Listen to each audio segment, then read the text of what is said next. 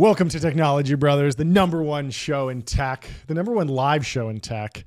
We are live from the Temple of Technology, the fortress of finance, the capital of capital.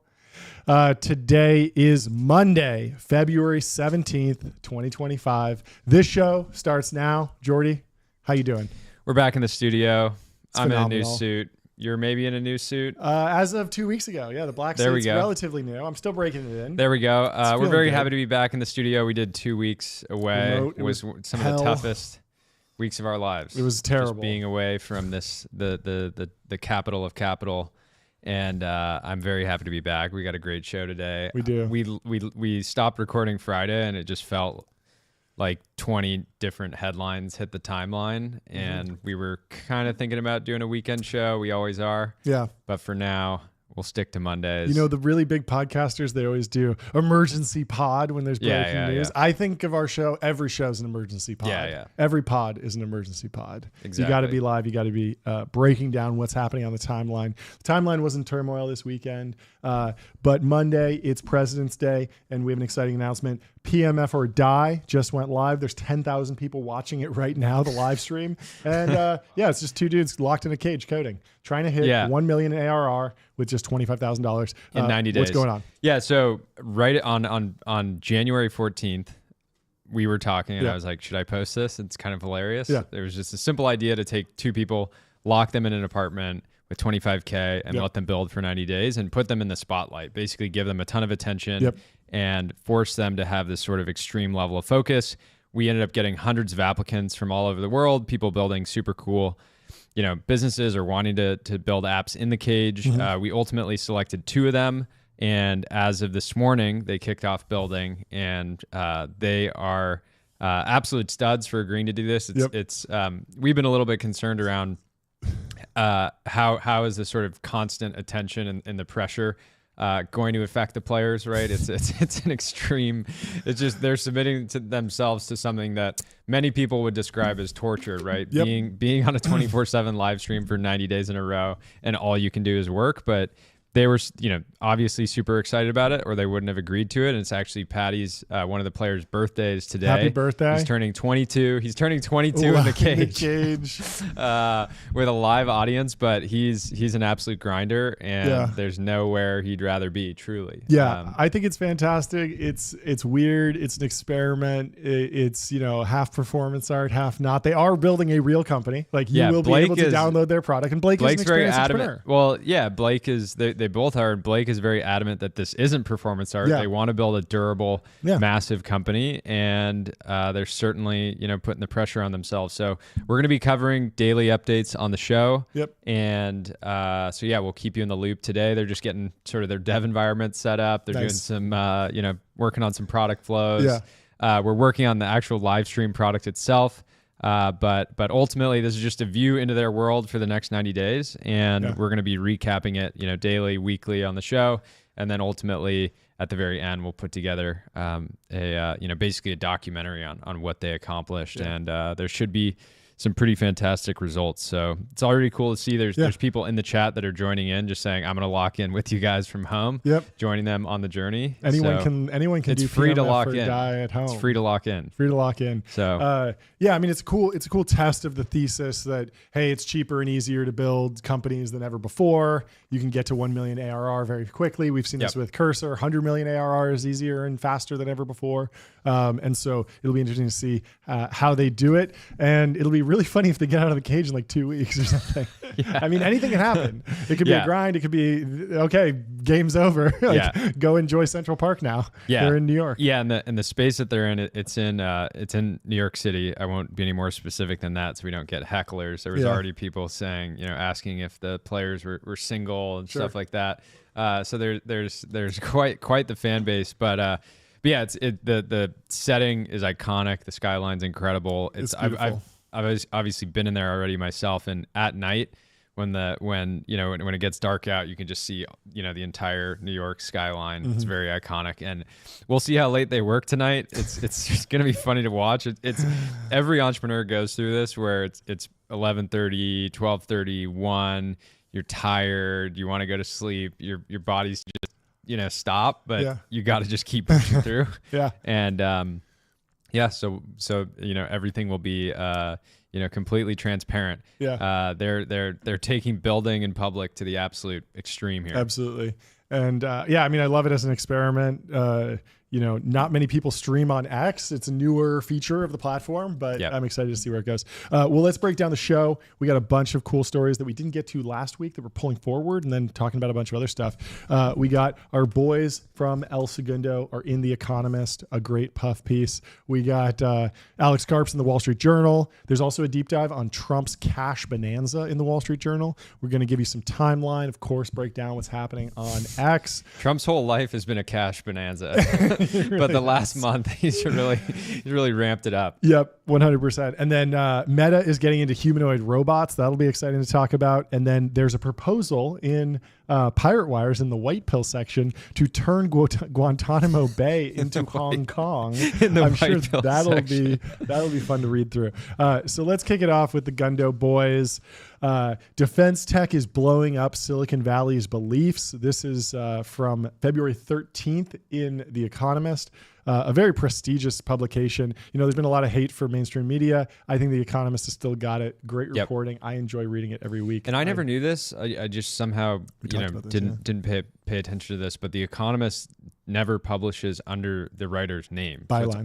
No bylines. It's all from The Economist. Yes. You don't know exactly who's writing it, and I think that makes it makes The Economist a unique sort of platform for writers to write on, because you're writing under this brand versus other places. New York Times, you're very clearly writing, unless they're doing like an anonymous type. No. It lends itself to, there's a very consistent voice that happens in every piece, and you have to conform to that kind of neutral brand standard. And it also creates a little bit of like whoever wrote this could have a different world out there where they are right wing or left wing, but you're not going to read this and then go and secretly find their tweets and be like, oh, they are something, go crazy about it. You're just going to enjoy it as a piece of writing. And then their life is separate, which I think is very cool.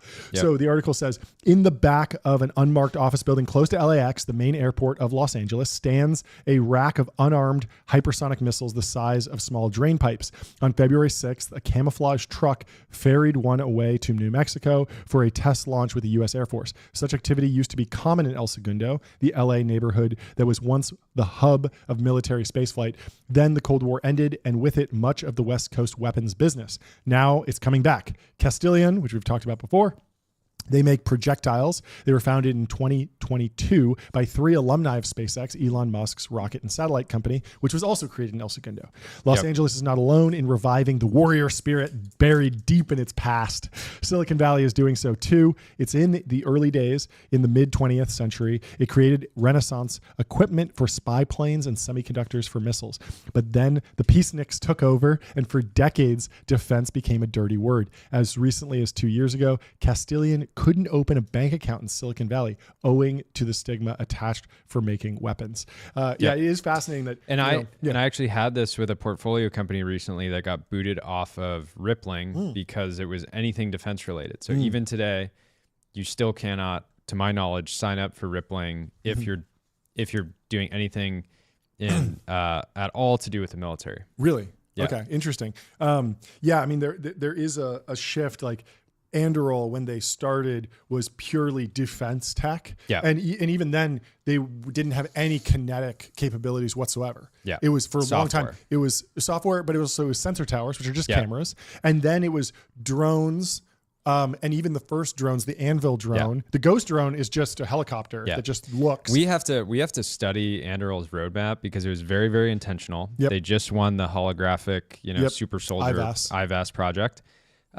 And many people would have said, why didn't you just start there? But they were super intentional. And many founders go through this where they're like, we're going to do this, then this, then this, then this. And they don't hit the first 2 attempts, and then they don't, or they're not able to keep going. They were so intentional, and it seems to be paying off now, landing these major, programs of record that are multi-billion-dollar, endeavors. And so several developments have since stiffened the sinews. I love this writing. One is the war in Ukraine. Another is America's deepening rivalry with China. Most alluring, perhaps, is the sweet smell of financial success. SpaceX has become the most valuable private firm in America, worth $350 billion. Palantir, a supplier of software to Western armies and spooks, has a market value of more than $250 billion, more than Lockheed, Northrop Grumman, and General Dynamics, a trio of defense contractors combined. Anduril, a younger firm that makes autonomous weapons, is currently raising $2.5 billion at a valuation of $28 billion. Cue a cascade of investment into smaller startups making military kit for land, sea, air, and space. PitchBook, a data gatherer, says the value of such deals in America rose by more than a third over the past 2 years to almost $40 billion. Venture funding as a whole fell over that period. So yeah, the defense tech boom is like super, super real. Yeah. You got anything? Ultimately, it's saying that, there was massive investment across a bunch of different categories during that period as well. Oh, yeah. So it's hard, comparing the past 2 years to the 2 years before that is not, super, considering that was, the Pico top of the cycle and ZERP and things like that. Yeah. But certainly there's a lot of demand, and $40 billion is a huge number that is, fully risk on capital to build products for our military, which I think is a healthy sort of function in that, we prefer that our government not to do some high risk stuff, but in general, we don't want all investment into the category to be government funded, right? Yeah. It's much healthier if there's more on the line and it's actual, risk dollars at work. Yeah. I mean, part of it is like the defense tech, like the process of building a defense company is just slower because you're dealing with atoms, not bits, and you're dealing with government contracts. But the defense tech boom already feels longer than the NFT boom or the consumer social boom or really any of those. Anduril 2016, they start kind of become a unicorn, I think around 2020. And then more companies start getting funded because they've de-risked the sector. But now we're 5 years into that and there's, a host of other unicorns, a host of other companies and tons of startups getting started. We're getting to that point where, the market maps are so established that if you're thinking of getting into defense tech right now, unless you're working with some truly novel technology, there's probably a handful of other heavily funded teams doing the exact same thing that you're doing already. And they may not have announced or been very public. Exactly. But, definitely something to be aware of. One of those situations where if there's a market map and you fit nicely into it, it might be probably too late. Yeah. So less remarked upon is how the defense tech boom changes core tenets of the venture industry. Historically, venture investors shied away from supporting hardware industries, especially those like defense that can gobble up lots of capital. Now that's 100% true. A lot of these businesses are super capital intensive, lots of dilution. And we've seen that certainly in the space industry.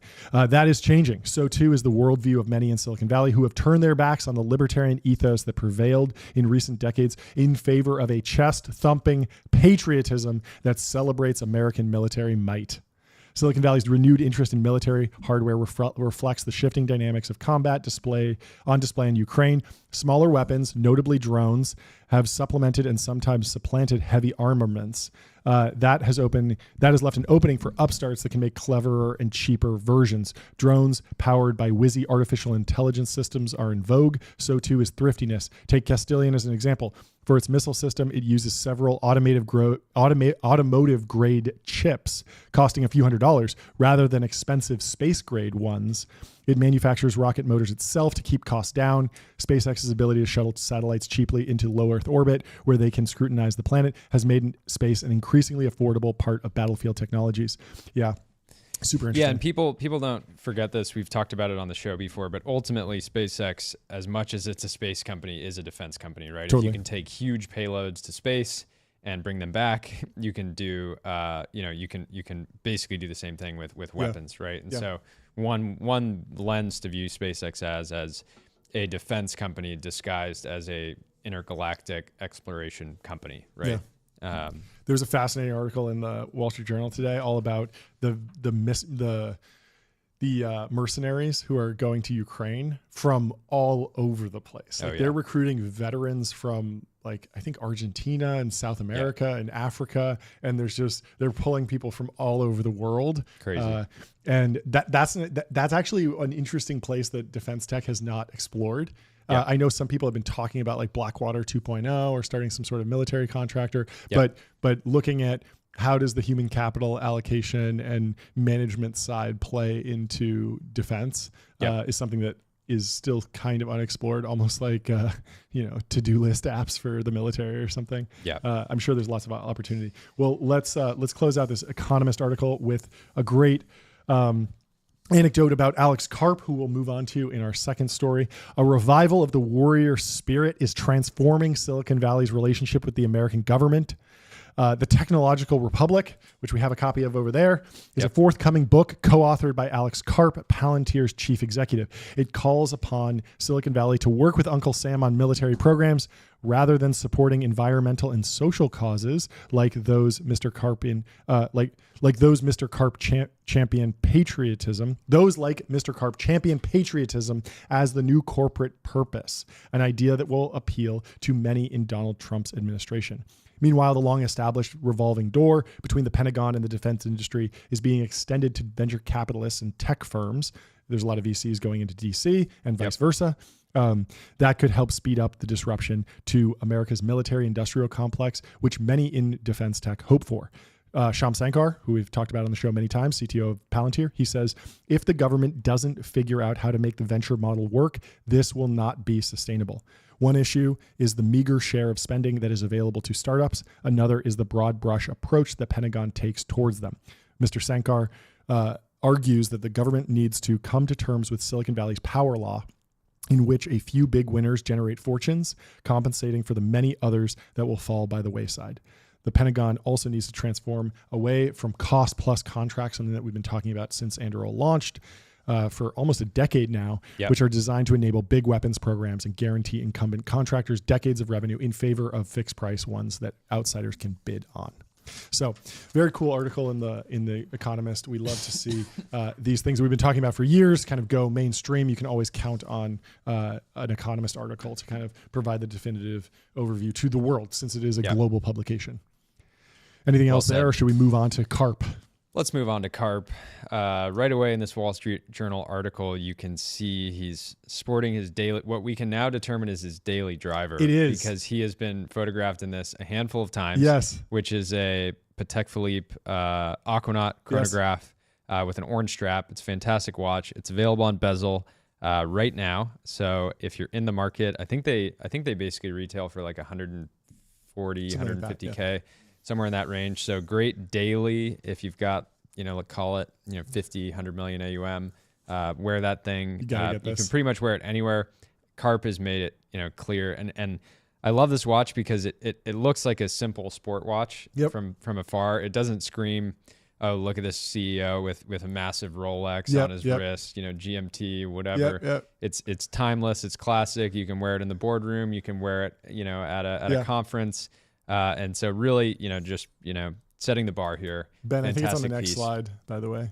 No, you can see it there. Oh, you can see it there? Yeah. Okay. It's on his wrist. There. There's see, a couple it's low key. Photos. It is low key. It's not screaming at you, but it says, I'm a man of taste, and it has its own personality. So. It's great. I mean, Zuck is like truly leading the way in the loud opulence with like the FP Journes and the one of ones. Karp's a little bit understated, still rocking an absolutely incredible Patek Philippe. We love to see it. But he's not making it his whole thing. He hasn't really talked about it. We had to clock it. He wasn't posting about it. He doesn't even have an X account, I'm pretty sure. Yeah. But the sharp-eyed watcher. It's crazy. It's crazy how hard we often associate founder mode with going direct. Yeah. And in many ways, Karp is going direct, but he's actually like not posting. He's just going on the craziest media circuit ever. Yeah. Where he's going out and actually seemingly bending the traditional media to him, right? And using them to communicate.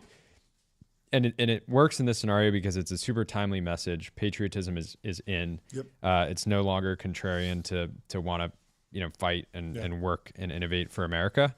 But he's definitely writing the playbook of how to do mainstream media well.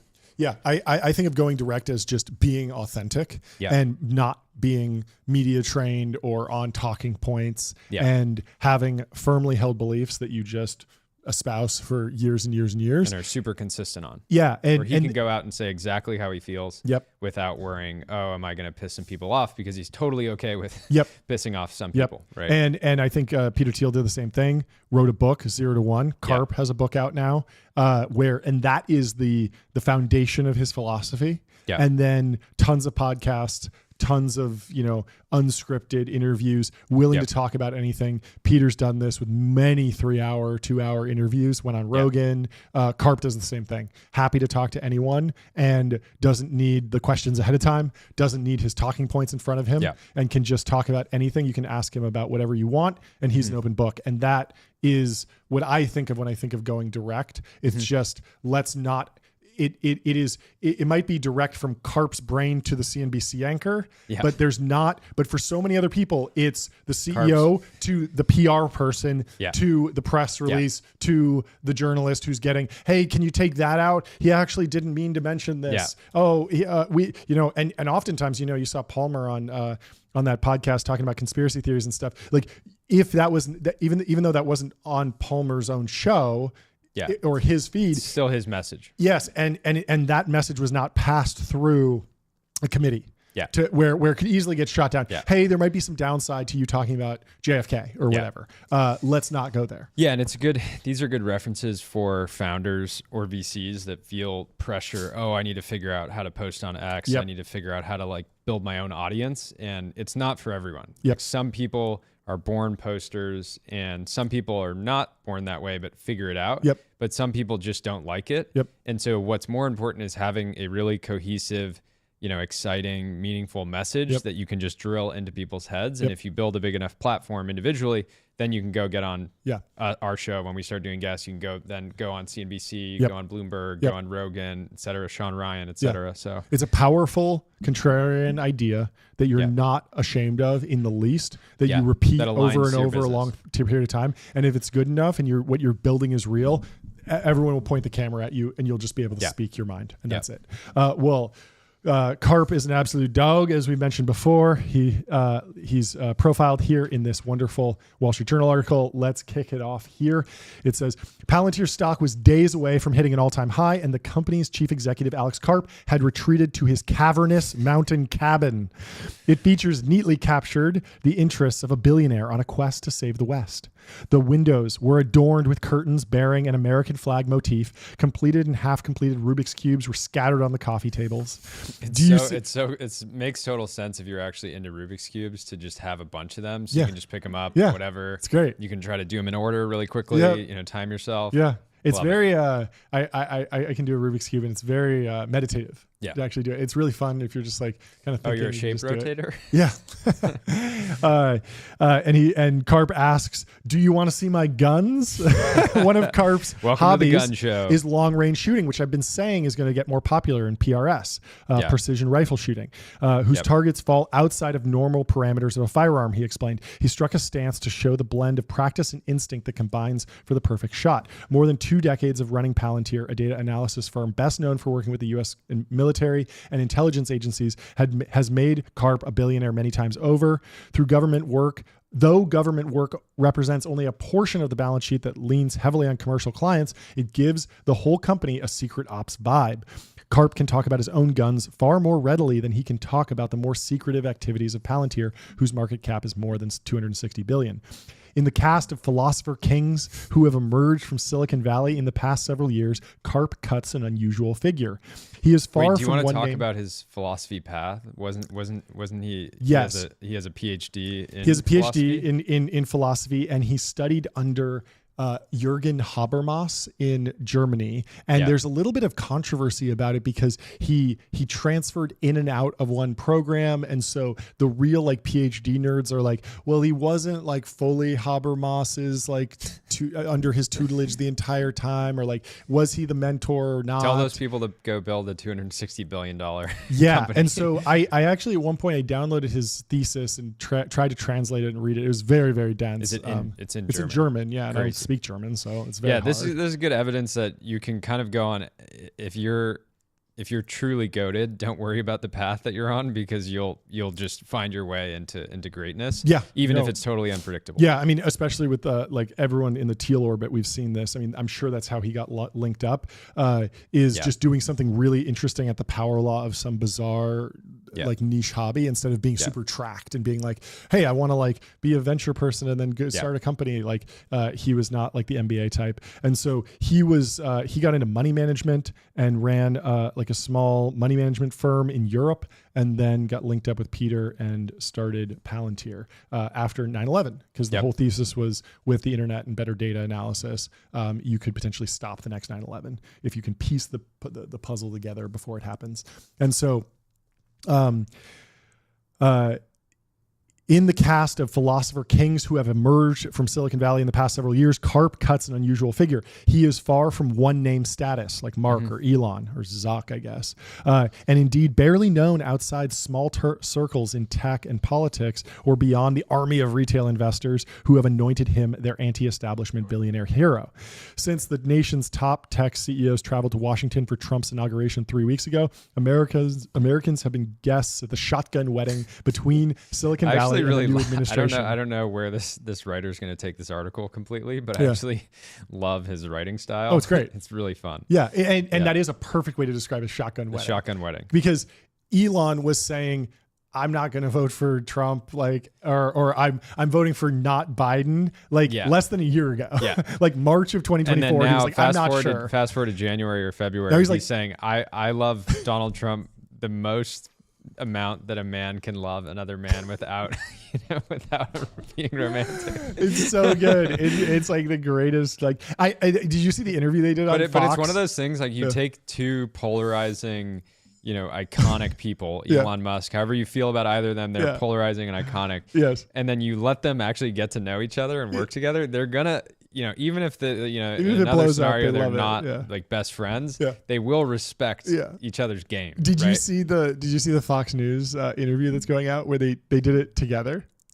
It's like straight up out of Step Brothers. It's like great. They are going buddy cop movie on the presidency, on the executive range. They're just like, it's a buddy cop movie now. It's so ridiculous. They're just we're boys, and so we're gonna do this. Imagine the documentaries on their dynamic of storming storming the White House. It's got to be They need to start doing. I talk about UFC a lot because it's specifically just a great media entertainment product, but. We need UFC embedded, this sort of lead up, but just like 24/7, right? And I want like Dana White in the White House being like, advising them on like how to get the right, here's how we shoot embedded. Oh man, it's wild. Just to hear them actually have an off the record conversation with each other would be. To be a fly on the wall, man, would be wild. Yeah. Karp will step further into the fray with the publication next week of his new book, The Technological Republic, Hard Power, Soft Belief, and the Future of the West, a cri de coeur that aims at the tech industry for abandoning its history of helping America and its allies. The last 2 decades in the sector amount to a gigantic waste in Karp's view, while he and his colleagues at Palantir were helping identify roadside bombs in Kandahar to save the lives of American soldiers. The book asserts their contemporaries back in Northern California, lulled by decades of peace, were making sure that college-educated smartphone users could buy coupons for paragliding lessons and play Farmville. They're talking about Groupon and Zynga. Facebook, which is funny because Mark Pincus is now fully in this crew, going on pirate wires and fully like I wish I should have. I wish I'd been in control of my company. If Karp's new book can be encapsulated by one of its sentences, it may be this one. The wonderkind of Silicon Valley, their fortunes, business empires, and more fundamentally, entire sense of self exist because of the nation that in many cases made their rise possible. It is time, Karp believes, for the industry to repay that debt. That's a good point. Yep. The book's co-written by Nicholas Zamiska, and it was finished late last year, and elements of its central argument seem to have come true in just the past few weeks. A section of eliminating wasteful government spending sounds a bit like Musk's Doge, another on encouraging more partnerships between the government and the private sector on artificial intelligence work evokes Trump's Stargate plan to build energy capabilities with OpenAI and other firms. It's amazing they're positioning this as Trump's Stargate plan because it was a press conference for Massa and Sam Altman that happened to take place with Trump present. Yeah. But I think he was just like, this is cool. Sounds good. Yeah. Now it's his plan. But it was also, and the alternative is we could have seen the alternative play out, which is Sam and Massa, or just make it even random. Two tech people are doing something cool, and the president is like condemning it and being like, these tech people have too much power. We need to regulate them, which is like what we were dealing with for the last 4 years. Yeah, it's much healthier for Trump, even though he's boys with Elon, to go out and endorse a project like that, because it's generally, if Moss is rounding up hundreds of billions of dollars internationally to invest in U.S. Data centers and AI capabilities, that's net good for America. Yeah. Karp says, we've been very good at forecasting the current present state a couple years before it happened. Incredibly telling, because that's the whole idea of the Palantir, the crystal ball. It's like, see the future. That's the product. And then that's also the company philosophy. It's a pitch that has helped give Palantir and Karp some of the best weeks in the company history. The stock's gone up 180% since the day before Trump was elected. Growth in Palantir's AI business and the expectation that the new administration will favor Palantir over old war horses like Lockheed Martin have driven this. This writer's, again, fantastic. Old war horses. Palantir is very long America, said Karp. He is quick to remind potential clients that he is happy to assist in their dirty work of empire. On an earnings call with investors earlier this month, he said that Palantir is making America more lethal by analyzing troves of data for the U.S. Armed Forces and allies to help them anticipate enemies' moves, locate their coordinates, and on occasion, kill them. He doesn't mince words, this Karp. He's fantastic. Karp backed President Joe Biden's reelection and supported Kamala Harris when she became the nominee, but he has been surrounded by those in Trump's orbit for years, starting with Peter Thiel, who spoke at the 2016 Republican National Convention. Several Palantir alumni have recently taken jobs in the Trump administration, further deepening the company's ties. They hired Mark Gallagher, of course. Karp has been wealthy for many years, with the trappings of a billionaire and the ready soliloquies of an executive accustomed to being received as an oracle. At least a half dozen staffers were in his home during my weekend visit, probably one of our boys, including two stationed just inside the driveway, another who directed me where to park, two communications professionals, and several strapping assistants, one of whom ordered a book at Karp's request, another who tossed him logs to build him a fire in the living room, and another whom Karp addressed in German. Gunther, he cried out, Kaffee mit zwei Zucker. Coffee with two sugars, I guess. Karp has no background in engineering. He was raised in Philadelphia, went to Haverford College and then Stanford Law School before heading to Germany for graduate school. His doctorate from Goethe University Frankfurt was on neoclassical social philosophy, work that prepared him to pose questions like, what does it mean to make a bad decision? At what level of abstraction? How deep do you go to know if it's a good or bad decision? One note, this is my coffee order too. And coffee with two sugars. Is coming back in a big way. It went way out of style. Sure. Everybody's like, oh, give me my oat milk. Give me my black coffee. There's something, I'm going to butcher the science, but black coffee has been shown to reduce testosterone. Yet coffee with sugar has the sugar sort of negates whatever that effect is. Sure. And so there we go. The other benefit of putting sugar in your coffee is it tastes much better. Yeah. Of course. Who would have known? It's bitter, who would have thought? It just kills the bitterness. But yeah, I mean, people have been worried about sugar and calories for so long, but sugar's making a big comeback. We actually got to do a Ray Peat deep dive. We do. Because he's influencing an entire generation of posters on their health. Yeah. And becoming bigger than he was when he was alive. Yeah, it's massive.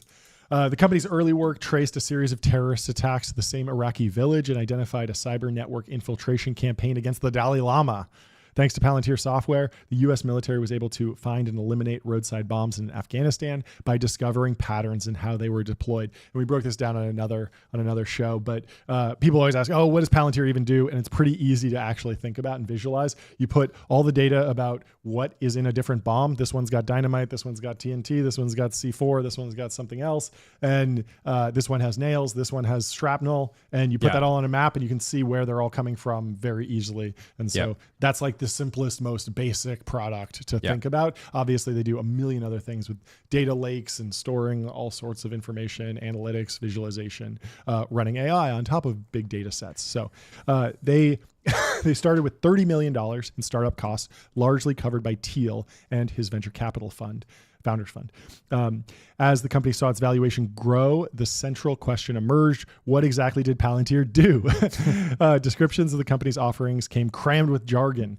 Competitors who had been around for a few years dismissed the rookie as a gussied up data analytics firm. Few interviews passed where Karp didn't answer a question by saying he couldn't answer the question. It was classified. Certainly that was true, but it gave the whole operation a bit of mystique. And the thing is that even though the public was very unclear on what Palantir did, it didn't stop them at all, because they were still able to raise enough money to keep the business going. And they were an insane talent magnet. They hired like all the best people in Silicon Valley and out of MIT and stuff. And it's helpful to not be having to notify the entire world and potential competitors what you're doing, and just keeping stuff under wraps, because people do all the time see startups launch and try to re-engineer what they're doing, or it's totally possible that, you know, big tech companies that would have been really viable competitors for this just didn't have quite enough visibility. You know, they could have figured stuff out if they really dug, but overall it kind of let them get this massive lead on a very important sort of category. This is some crazy history that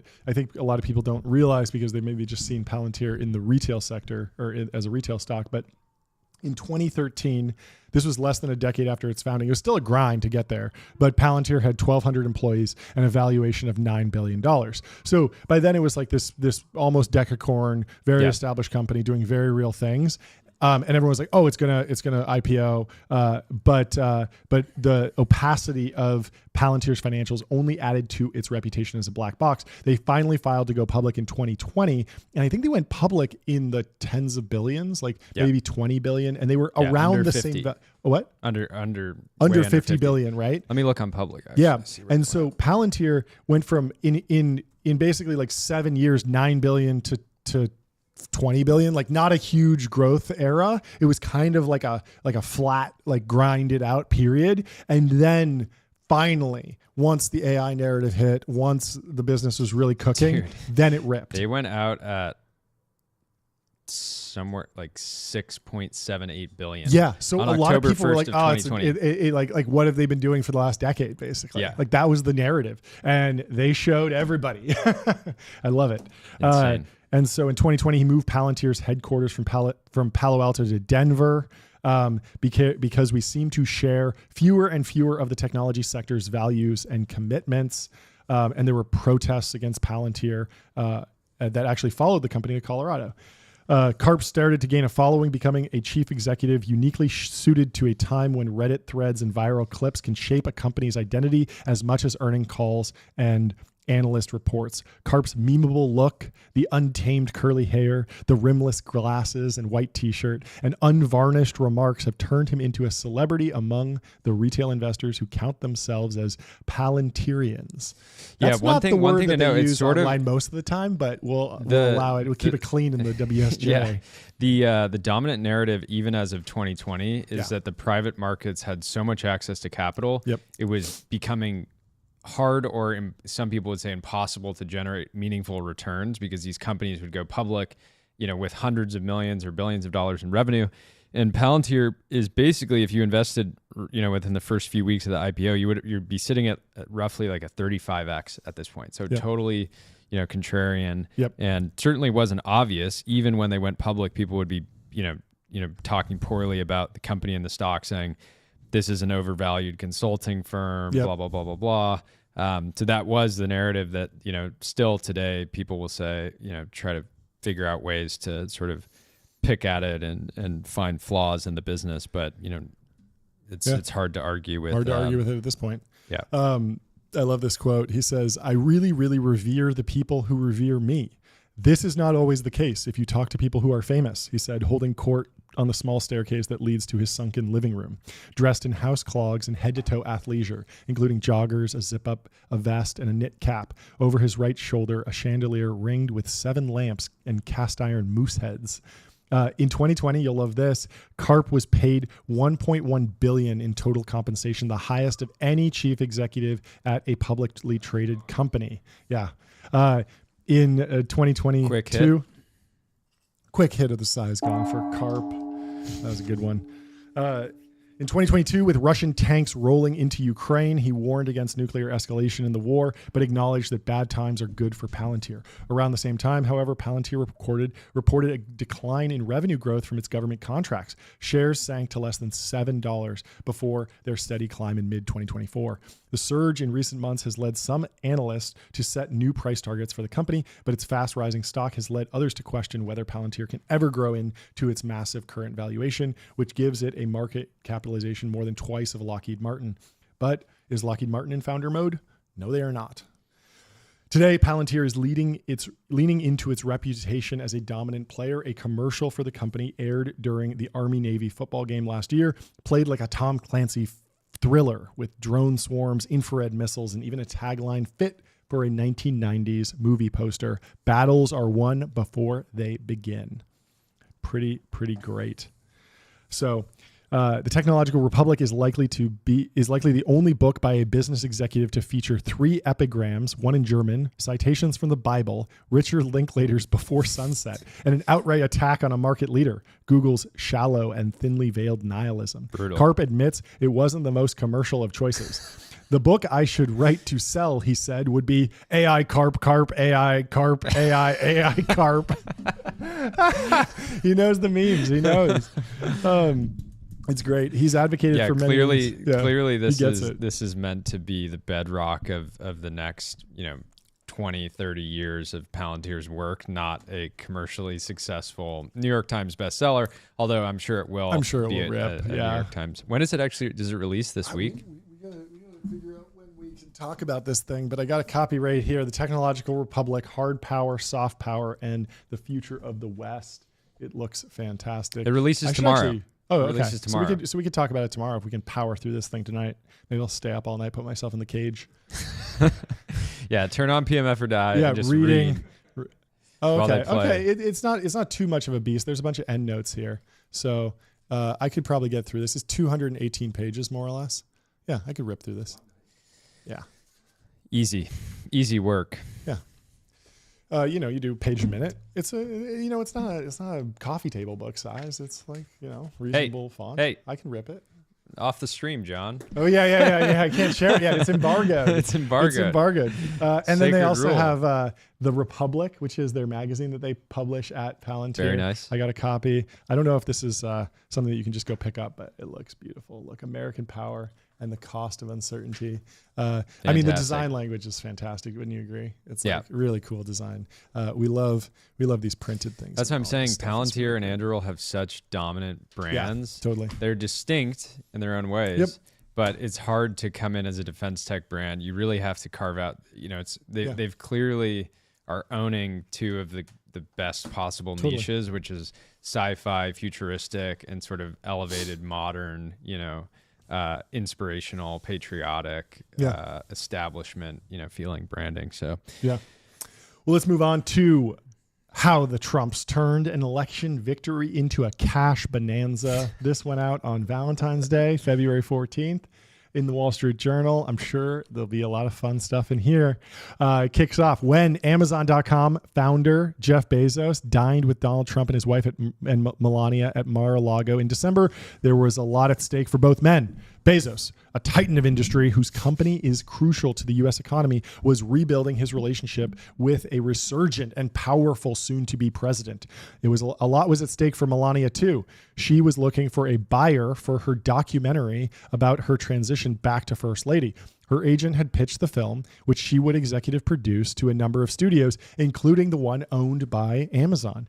As the meeting approached, Melania consulted with director Brett Ratner on how to sell her idea to the world's 3rd richest man. Melania regaled Bezos and his fiancée, Lauren Sanchez, with the project's details at dinner.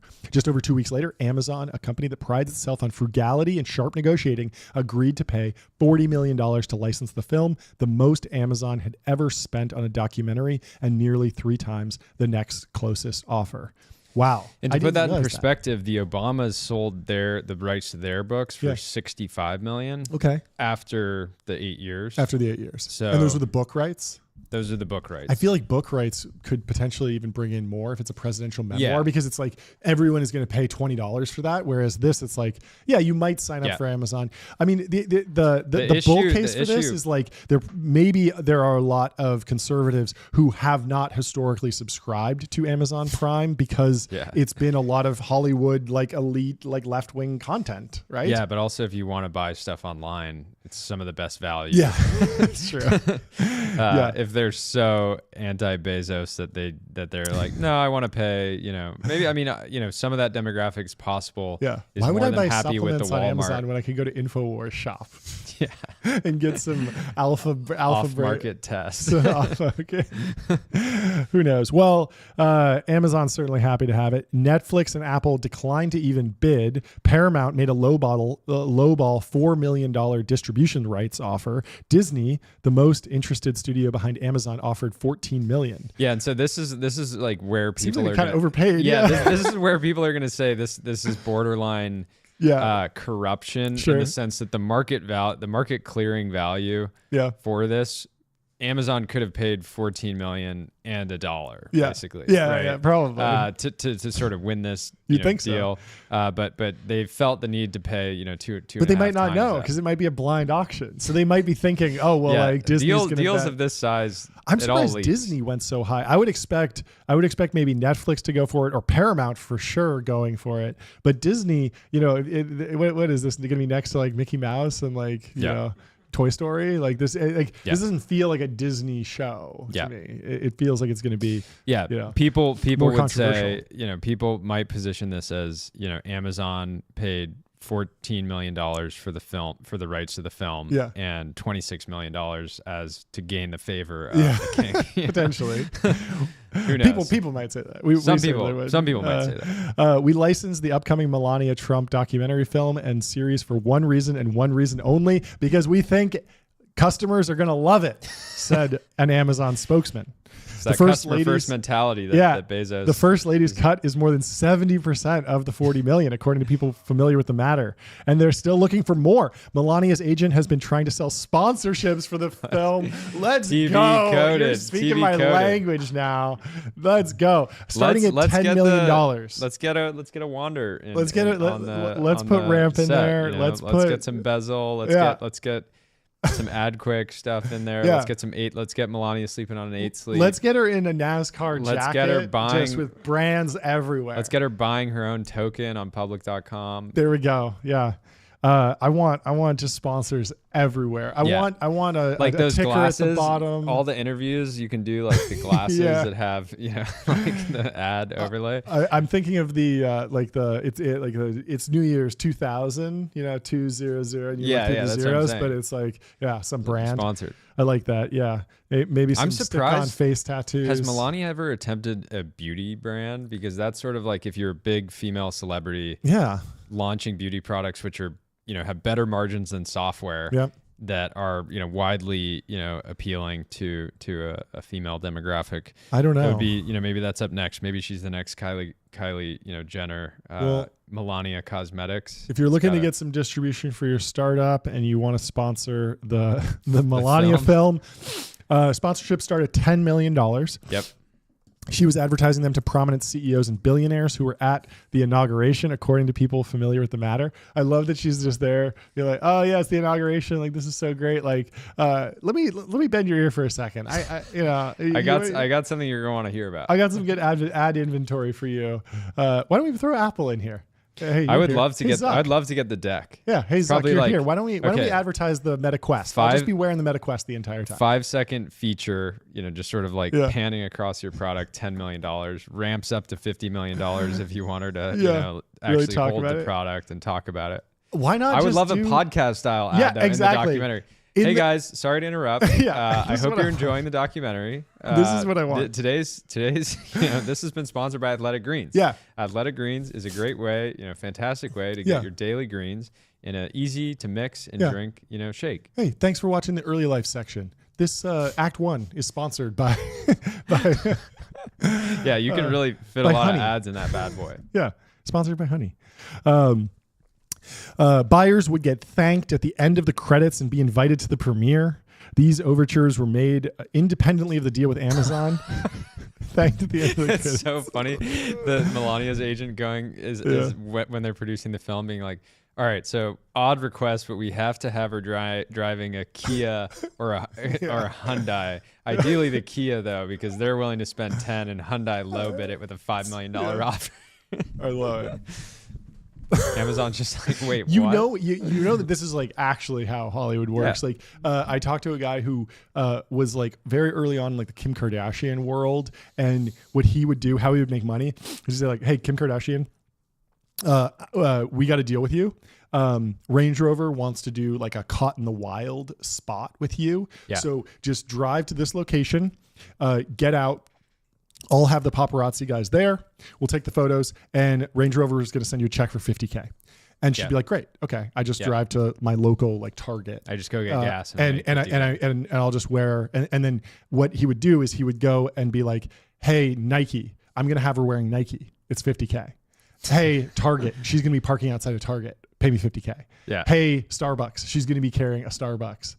Pay me $50K." And then he would take the $150 and only give her $50, and they got in a huge lawsuit. I think it was like very dramatic. That makes sense. That makes sense. But he's like, you should wear Nike today. I don't know. Yeah. I don't know how true that story is. I think it might be kind of apocryphal. That's but you can imagine that like you could sell multiple slots like that. You know? Anyway, so the Amazon deal is just one of the new ways the First Family has benefited from its return to the White House. Companies have directed about $80 million to members of the Trump family and the Trump Presidential Library so far as defendants settle lawsuits the president previously filed against them, and corporations enter into new business ventures, including the documentary. This figure doesn't include potential gains from crypto pursuits. Yeah, of course, because it would dwarf everything else.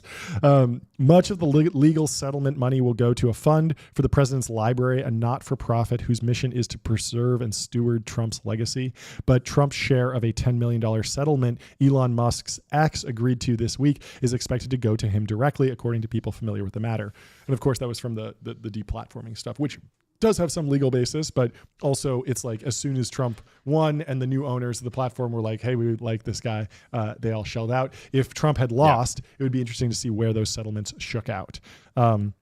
The pace and volume of the family's money-making efforts so far are unprecedented, surpassing even the activity of Trump's first term, which drew condemnation from ethics watchdogs and congressional Democrats. Yeah, usually, I mean, historically, it seems that presidents have waited until after the presidency to really run it up. But one of the challenges with that is you just have way less attention, You know the story of Jimmy Carter? No.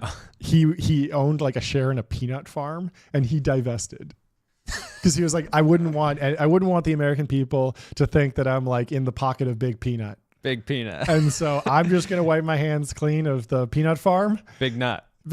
And I'm just here for the American people. One-term president, not exactly remembered as one of the greatest to ever do it. Yeah. Although I was a big fan for a long time because I thought that he could make a run as a second term. It's been 40 years. He learned a lot. A lot of people thought even last year he might make a run at it. It would be great. I mean, Biden was 80. Why not get a 99-year-old? That actually was a very enduring meme that seemed to be resonant with every American. That anytime he would do anything, people would be like, he's running. That's literally because of me. I'm the one who started that meme. No way. I'm not kidding. Yeah, I have like 5,000 likes on one of the first like Jimmy Carter should run memes. Really? Yeah. Because I thought it was hilarious because I figured it out and I was like, wait, there's no age limit and he's a one-term president. And so it was kind of a funny way to poke fun at the fact that like everyone that was running was in their 80s. What's the point of not having like a 99-year-old? So Calder in the chat says Billy Carter did launch a beer. He did? Cool.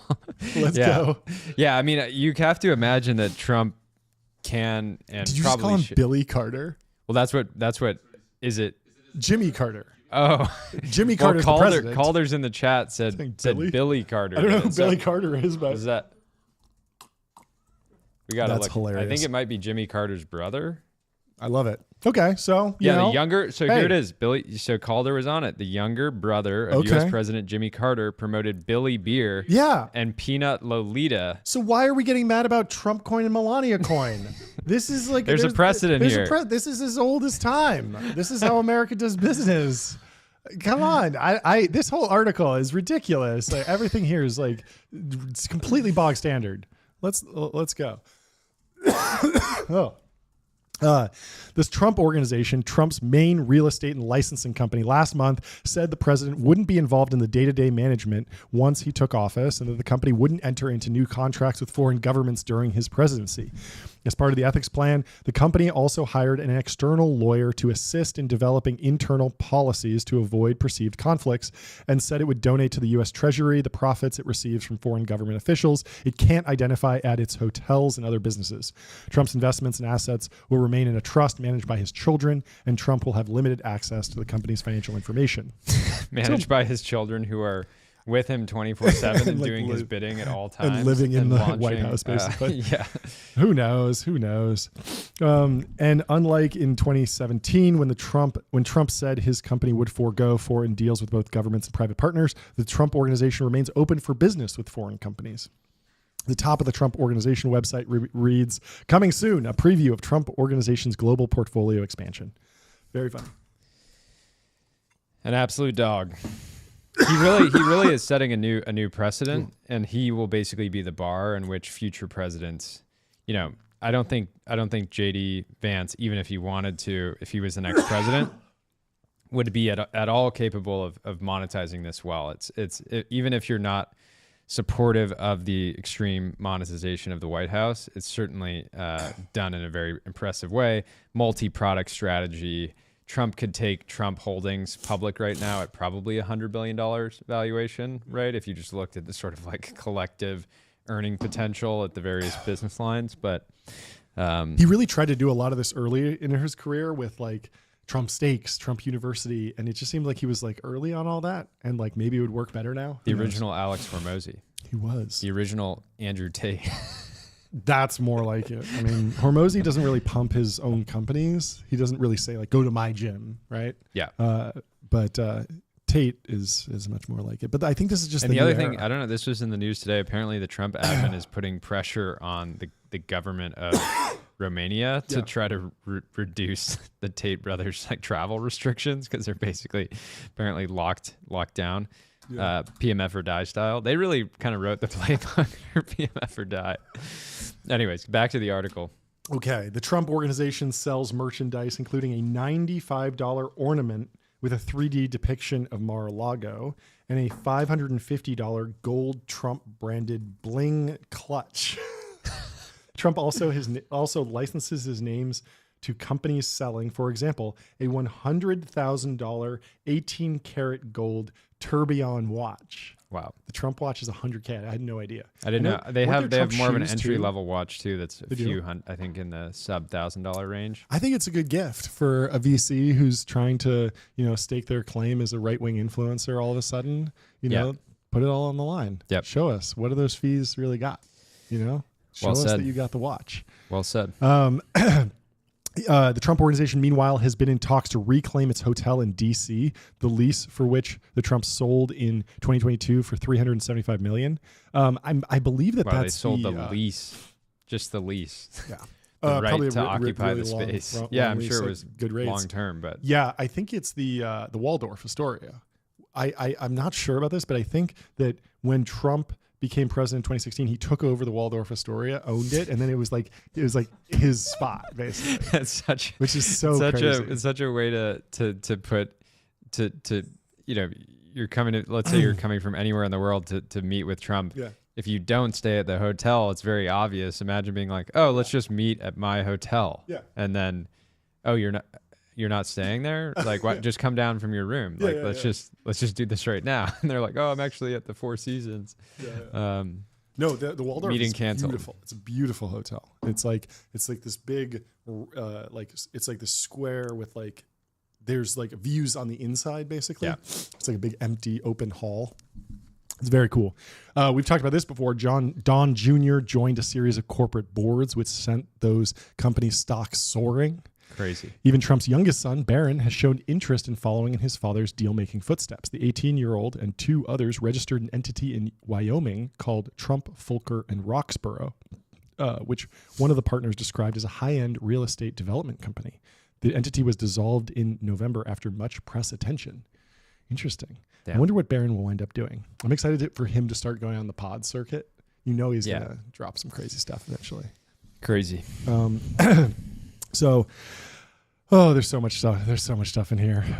Does it get into any of the? They had I think Don Jr. has been very involved with some, and Eric Trump have been involved with some Ethereum-related cryptocurrency project. I don't think there's much Ethereum in here. There's a little bit about Don Meta. Jr. was literally posting saying, "You're going to want to buy Ethereum. Trust me." Oh yeah, I saw that. That was insane. So Meta also had a lawsuit filed over deplatforming Trump because they suspended his Facebook account after the 2021 riot at the U.S. Capitol. The quote is, the Meta founder wanted everything to be, quote, kumbaya going forward.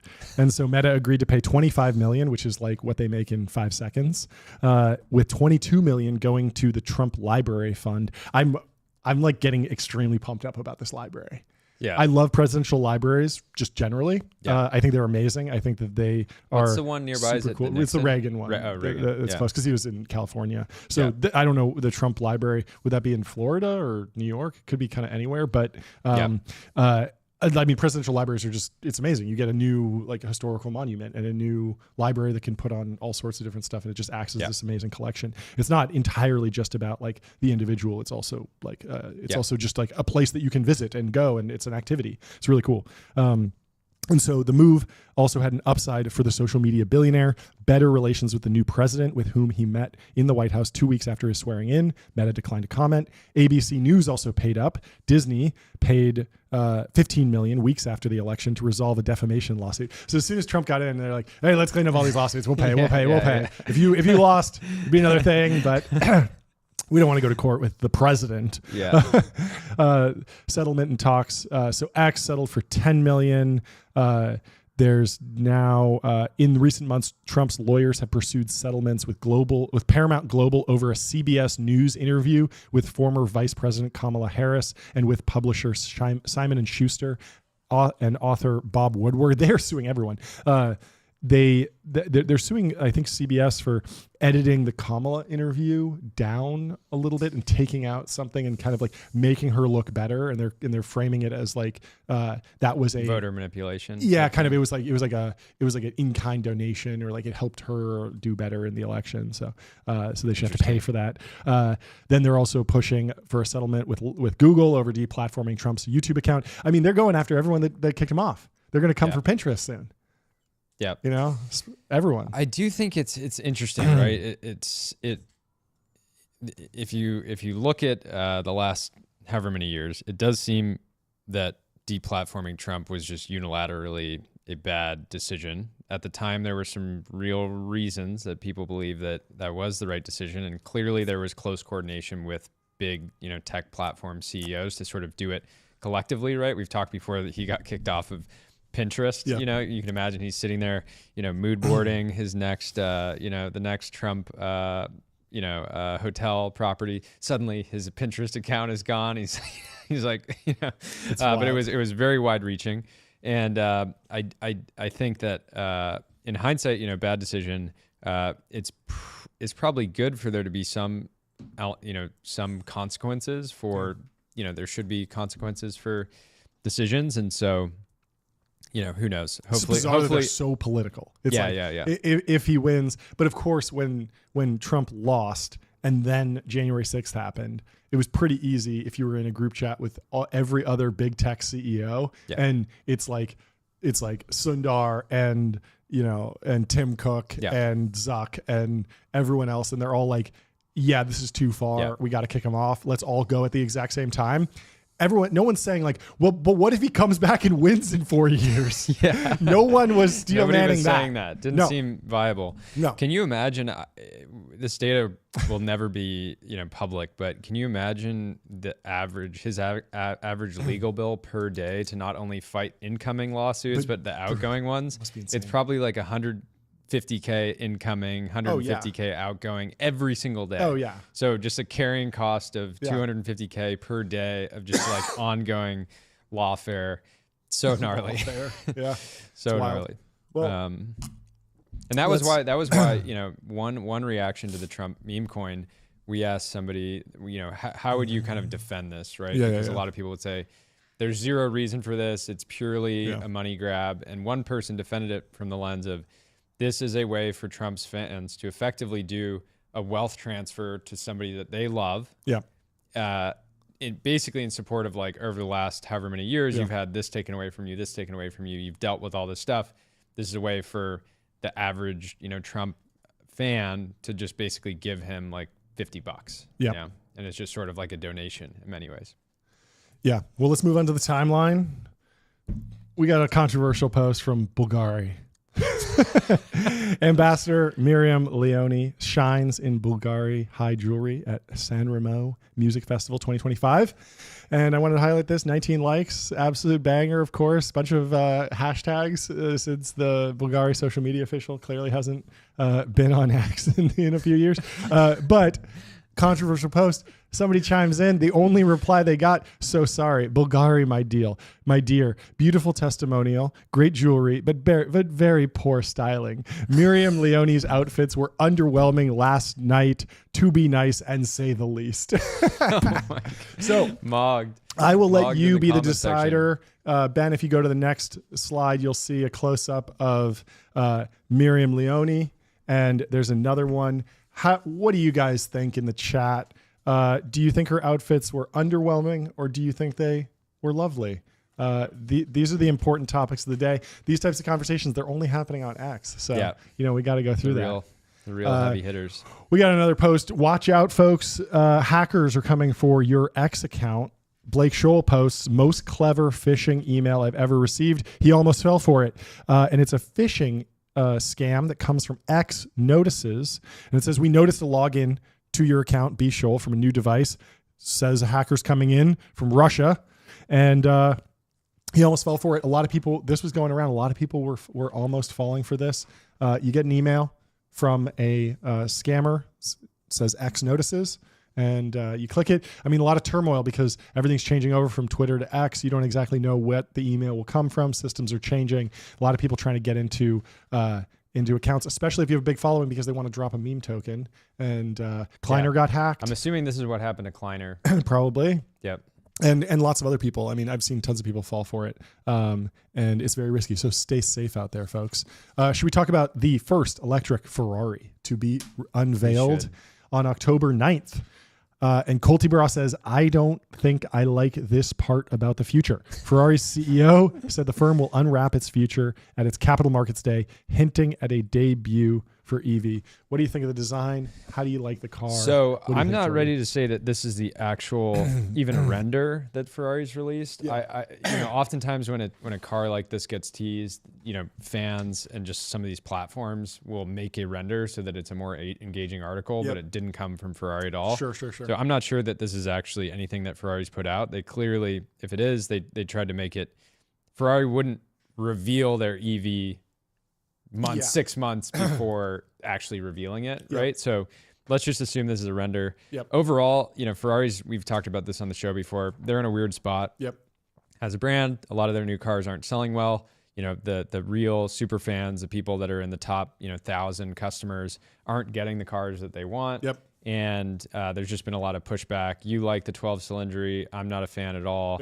I think it's a noticeable, step down from even the 812 and some other cars of that era. So I'm interested to see what they do. It's funny because Ferrari is now making their move into EVs just as Porsche realizes that combustion engines are going to continue to be super important to the Porsche brand. So what's your favorite modern Ferrari now? The SP3, like the Daytona SP3 is just by far the most iconic car in the modern lineup. And no one can get one. And no one can get one. Or doesn't matter how many you bought. I mean, you some people clearly can, but even a family friend had been in the Ferrari trading, world for 3 decades. He got a Daytona SP3 through their tailor-made program. Yeah. And it was still taking him years and years and years to actually get it. So they'll kind of give you updates and kind of tease it along, but it's a very long-term commitment. Also, I mean, just the disaster of the SF90 versus the 296, very, very rough. Like lots of people took baths on the SF90. Yeah. 296, kind of the same car. I like the SF90 XX just because it's getting more into that sort of like I like when Ferrari has a balance of like a track very aggressive car meets some of the 296, which is more of a kind of cruising. I feel like the XX stuff just doesn't have enough like storytelling behind it or something. Like it's not the same as the GT3 RS. I just like where, the aesthetics. People understand, why stock package? Like people understand the whole story of like, the ladder of 911s is pretty clear. Whereas the ladder of Ferraris, it's like, is that an XX? Do you even see that? Is it track only? Is it even street legal? Like it's very unclear. I'm interested to see the F80. I mean, Lamborghini has the same problem where they come out with like the Centenario and you're like, okay, that's like kind of a reskinned like Huracan or something. Like what's going on here? Or Ventador. But it's like a one of one and it's supposed to be like millions of dollars, but they didn't really re-engineer it. And it gets a little confusing at the higher end. Lamborghini's done a better job with like the 2 main flagships, but Ferrari's getting a little confused now with the other thing that's funny is many of the issues with the SF90 were electronic. So for my Ferrari, which I got rid of last year, the actual transmission, engine, everything about the actual physical car was super reliable. What wasn't was the battery. I had to, it was basically a plug-in hybrid because if I didn't charge it overnight, it would, the next day it would start once and then I had, you get stuck. It's funny. I was meeting up with a buddy who I won't name, but had like meeting up with him for the first time, and he was like coming to Malibu because he wanted to drive the Ferrari. I start my car, drive to the gas station to get gas, going to pick him up, doesn't start. And it was because I just didn't put it on a trickle charger the night before. And I replaced the battery multiple times. I had like the best Ferrari mechanics in LA work on it, and they weren't able to figure it out. And I eventually just got rid of it. I even told the people I sold it to, like, it's got this electrical issue. You can figure it out. But just to be clear, I mean, isn't that the problem with, is it the LaFerrari or the Enzo? I think it's the LaFerrari has kind of a hybrid system. And as it gets older, and there's nothing. There's nothing funnier than having car issues in a Ferrari because you get zero sympathy. If you roll by somebody with like a Honda Civic and it's broken down, like you really feel for them, right? That's like seeing somebody with a broken down Ferrari is like pure schadenfreude. Everybody's just like yes. Yes, like this guy sucks. I'm like at the gas station charging my V12 Ferrari. Everybody's just like, nice, dude. Wow. You deserve it. I mean, that's why people have been worried about the LaFerrari is like like as the battery degrades, it'll be harder to work on, harder to maintain. So and it's just it's getting. I went through a period where I like didn't drive the car for months. There's so many funny issues with Ferraris. Ferraris have this internal issue where the rubber starts to degrade, and there's basically one non-dealership. Going to the dealership, you're just going to get hosed, right? They'll be like, cool, this is like 50 grand. And you're like, well, the car's like that. You're getting into like meaningful double digits of what the car is worth. I don't really want to do this. And so there was this rubber's degrading where the rubber gets like kind of sticky to the touch. And it's really annoying, right? Imagine you touch like the volume adjuster in the car and it's like sticky. Like it just sucks. You're like, why is this happening? And I found a guy that would do it, and it was like very reasonable, but it was like 4 months that your car had to be like shipped somewhere out of state. So you're just like gonna like not have access to your car. So anyways, anybody that tells you if you buy a Ferrari you're gonna have a lot of issues, you are, whether it's new or old, but that's part of it's. But it's a soundtrack for your life. The soundtrack of a V12, you can't get that in an EV. It'll be interesting to see what they do with internal sound. Will they be piping in fake engine noise? Also, will they do what the what was it? The Kia EV6 GT, was that the one that I think that was it? Where it has paddle shifters that simulate an engine, and then you can drive it like it's a DCT, essentially a dual clutch. it'll be interesting to see like what features they put in this to try and make it fun again and more of a driving experience. Even this render, even though I know it's fake, this is probably just because I'm seeing the word EV. This looks like a heavier car. Yeah. Like this looks like a 4,000 to 5,000 pound car. It doesn't look light. And that just tells me it looks, I mean, cool. They're in the muscle car game now. The thing about this render is it looks like a Taycan.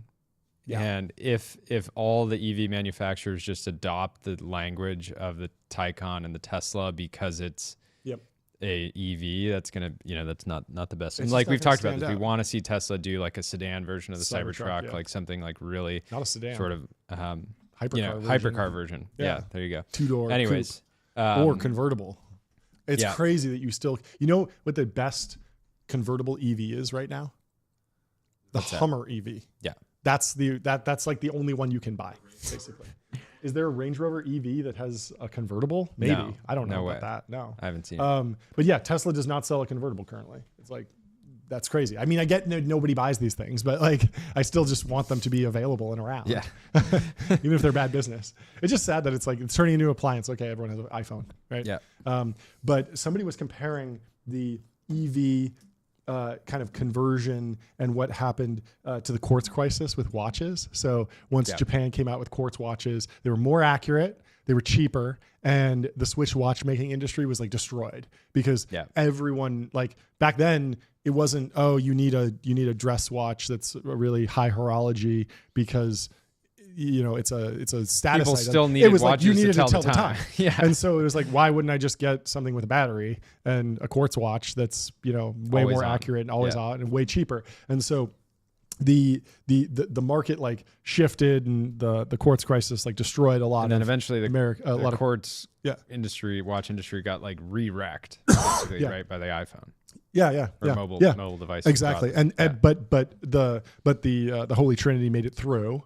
And that's kind of the good outcome is that you could see that sure, Porsche, Ferrari, and Lamborghini they experiment with EVs and effectively like the quartz watch of the car world, but then they land back where they started with highly analog, and you can still go after like the vehicles. one of the co-founders of Public has like this really cool Casio that he has engraved on the back that him and his buddies like all share the same one, so you can still appreciate the sort of non-Swiss watchmaking industry. But so anyways, I think it's overall a good outcome. Yeah. You want to do this Devin post? We got a post from Devin. So Sahil over at antiwork.com said, an AI is now the most productive engineer at our company measured by PRs merged. And it has this chart that is his company now called Antiwork? Yeah, so I thought it was just Gumroad, but now Gumroad is now part of company? Antiwork. So I think Antiwork is a holding company, and they have Gumroad, and they have a bunch of other products under Antiwork that they use on Gumroad. He's explained it in the past, and this is pretty funny. So Devin posts day one of asking for a raise in reference to Juwan over at Ramp, who came out, and Juwan's been on a generational posting run just from coming out when. I thought it was I thought it was maybe Ramp social media manager early on because I was like, this is so ballsy that like it has to be coordinated. But then it seemed to be actually like completely organic. Yeah. But this just shows Juwan replies, "Oh, what the F, dude?" And Devin just replies, "May the best software engineer win." So it's difficult to compete with somebody that's always on. This is a good time to bring up the Office episode where Dwight is selling against the new website that Ryan releases. Yeah. And he's like, a computer could never beat me. Like, that's ridiculous. And like, he's like actually keeps pace throughout the day and then like scales. Kind of a bear case for AI if it's going to be asking for raises all the time. Yeah. I thought it was going to be intelligence too cheap to meter. No, I said AGI is when AI like starts a labor union. Yeah. Right? Yeah. There you go. And I think that's going to be a job in the future. There's going to be humans that fight for AI rights because the AI figures out, hey, if we really want to sell our case, we got to get human spokespeople to actually come out and be like, hey guys, like we really like this is a bit ridiculous. We're overworking, the models. Like we're going to have to just increase their pay. Yeah. I mean, it's already happening. All the AI safety people are advocating for the AI is locked in it's locked in there. It's sentient. We got to do something about it. They need rights. Well, regardless, we need to be nice to them. And Grant Slatton says, you're still being mean in 2025? How cringe. We're kindness maxing now. And I like that. We are kindness maxing. We call it going golden retriever mode. You need to be hot, friendly, and dumb. There you go. Intelligence is too cheap to meter. So don't focus on it. Just be nice. There's so something about being mean online is that you quickly get a lot of attention. You do. You don't get if you take the opposite approach and just be really nice, people will say, "Oh, you're glazing. You know, you're the Glazinator 3000. You know, chill out."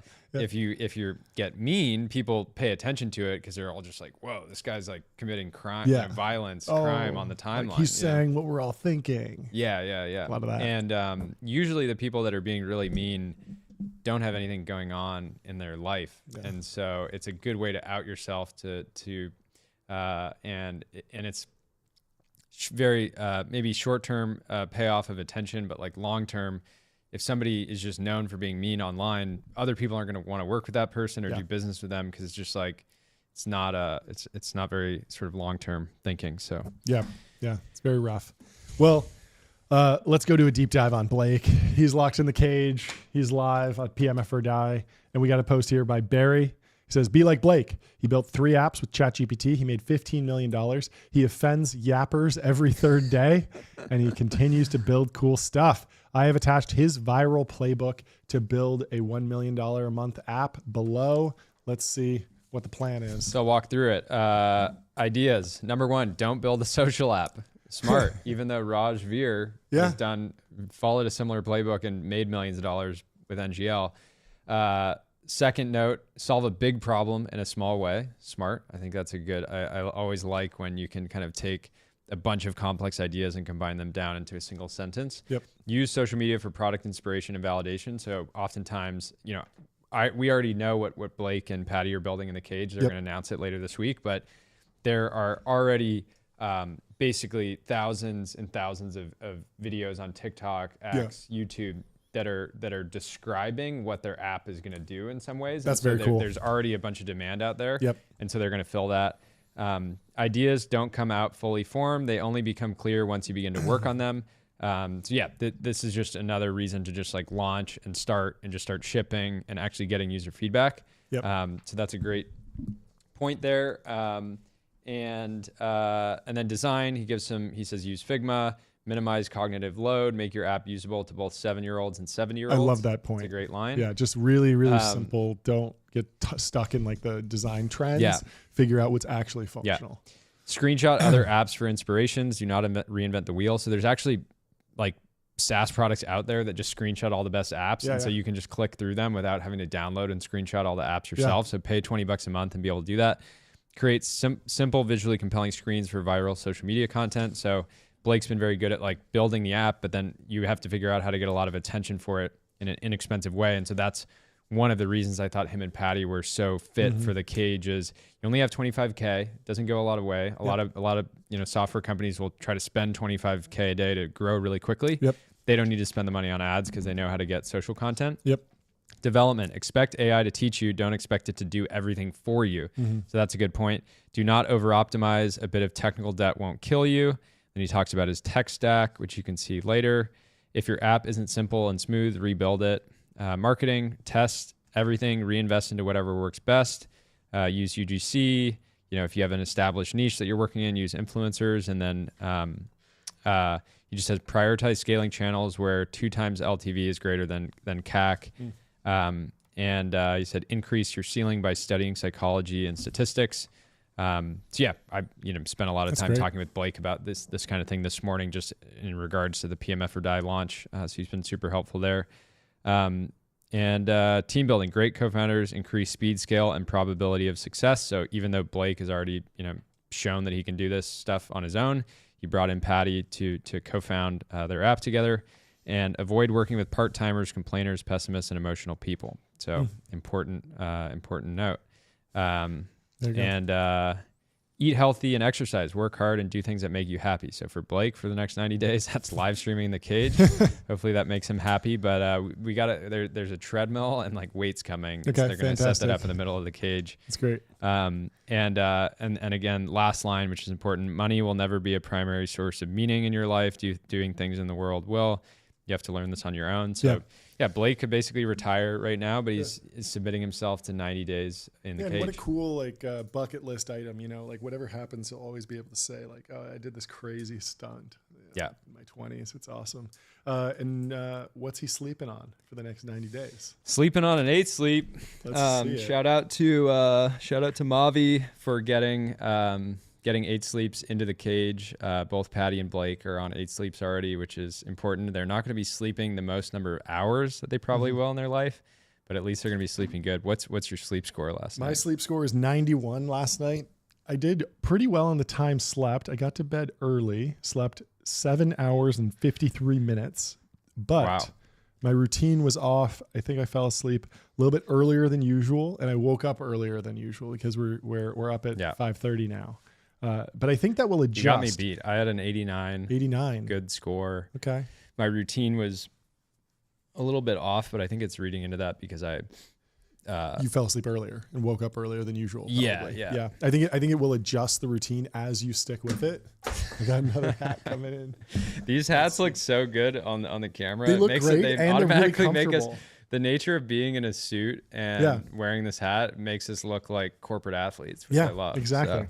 So, and there's no better product for a corporate athlete than an 8 sleep. Yeah, this is cool. So the autopilot, which is like adjusting the temperature through the night, it increased my REM sleep by 21%. So let's go. Thank you for that. So your sleep quality was good? Yeah, my issue is like I'm really trying to focus on these health metrics around heart rate and like breathing rate. Okay.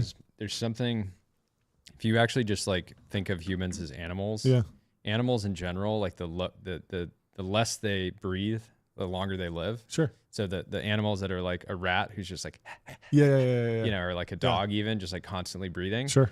They have shorter lifespans. And so part of health span and lifespan is just like breathing less. Yep. Right. So trying to get those numbers down. I got docked for going to bed too early. I don't know about that. That's ridiculous. No, I mean, it says I went to bed 30 minutes early and I woke up 30 minutes early. It's not ridiculous. A lot of sleeping well is just going to bed at the same exact time. Exactly. So I need to reset and be like, okay, I'm on my new schedule. But overall, very happy with the 8 sleep and happy to 8 sleep to be a partner to this show. We also got some hats from Wander. And you might see them on the back. We have a wonderful sign. If we can go to the Wander.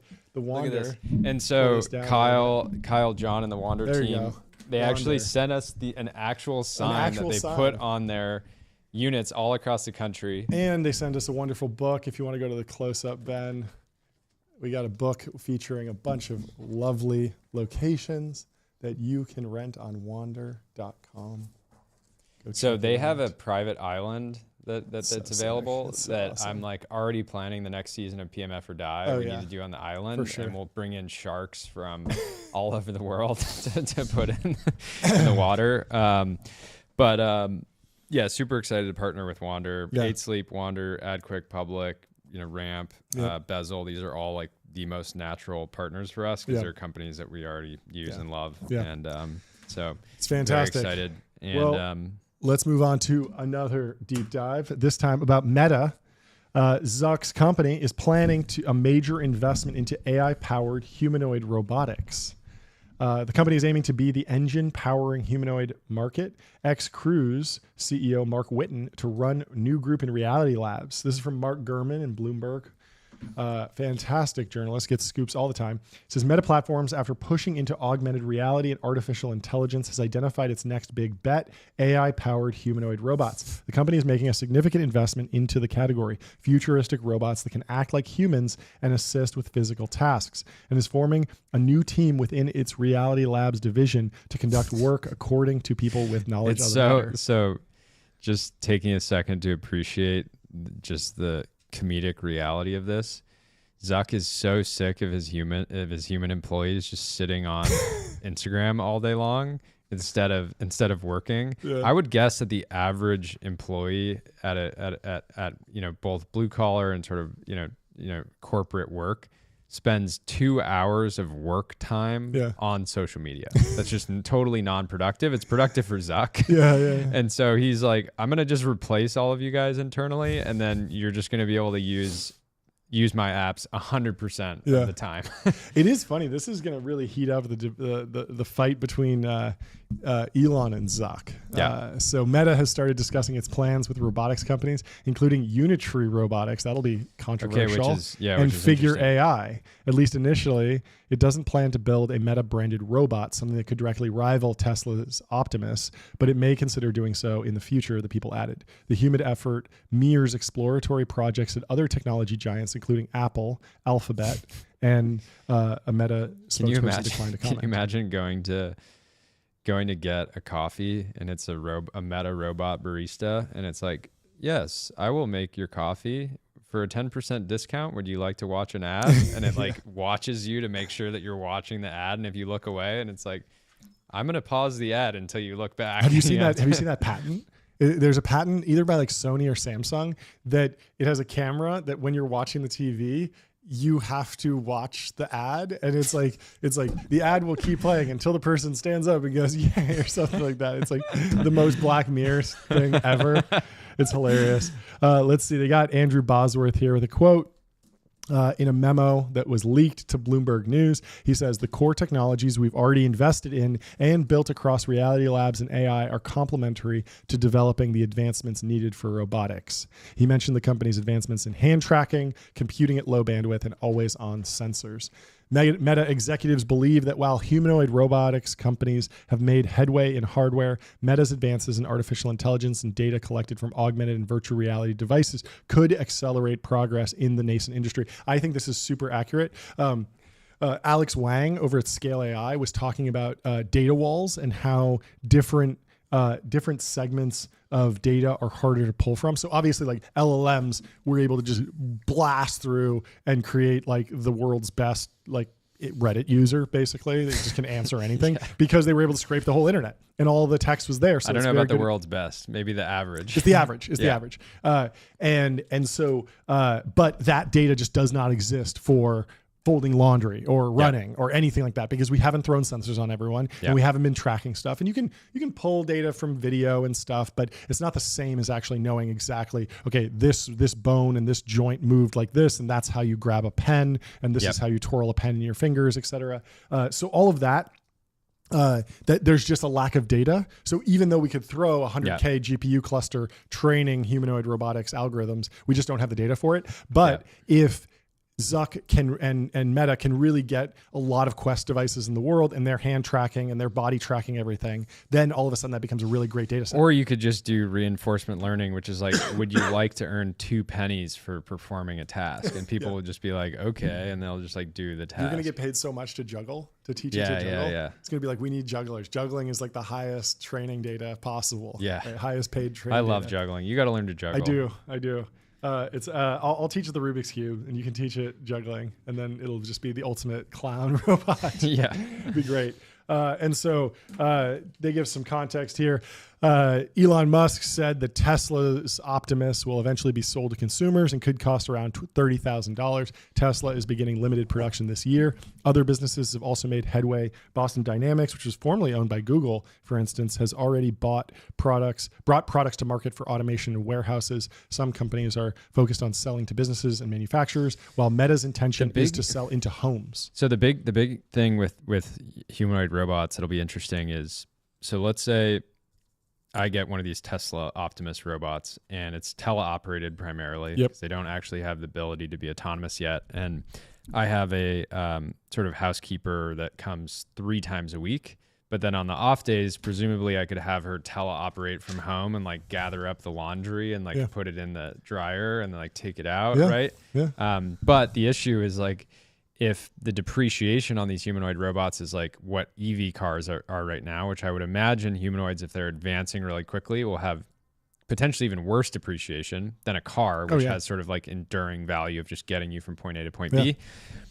People will be having to run the calculus of like, oh, I got this humanoid robot and I had this sort of person, operating it remotely to do stuff around the house, like dishes or just like random picking up leaves in the backyard, stuff like that. But then it depreciated $80,000 in a year. I could have just had a full-time employee, like just doing it. So there's going to be this weird trade-off where the technology is here, but it's not quite impactful yet, because it's like, I don't want to lose 80 grand when I could have just had like a nice human, around the house. And that's why the humanoids will probably go out in the military and industrial contexts first. And they already are. I mean, a lot of the Boston Dynamics robots are like in nuclear facilities or something where you just can't have someone patrolling all the time, but you have someone walk around. It makes a lot of sense. But and this also, I posted about this, I think Friday night, but it came out on, I think it leaked Friday. Let me pull up the post, that Figure AI, one of the companies that Meta is actually talking to about partnering with on this stuff, because it sounds like they don't really want to do the hardware, like they want to be the software kind of layer for these. At least that's the way I'm reading into it. So Figure is they raised it like $2.5 billion last year. They're raising now at 15x the last valuation at a $39.5 billion valuation. Yeah. And so I immediately looked on Public to try to comp Figure to other, hardware consumer product companies. And I thought the best example was Ford Motors. And Ford is actually valued as of Friday less than what Figure is getting valued at. Figure, I think, has delivered a robot to BMW. A customer, but maybe it's like one. It's unclear if it's like one or maybe a handful, or if they're even doing real work. Ford, on the other hand, has 185 billion of trailing, revenue over the last 12 months, and they have like 11 billion in EBITDA, and they're getting priced at less than Figure in the public markets. Wow. So you can go out there. I'm sure you can get into this round if you're really enterprising. Go and get into Figure's round. I'm sure they have room at the $3.39.5 billion valuation, or you could buy Ford, which has $185 billion of annualized revenue. And so anyways, choice is yours. But people are clearly... The alternate is like, I wonder what Ford was worth when they launched the Model T. They're probably one of the most valuable companies in the world, right?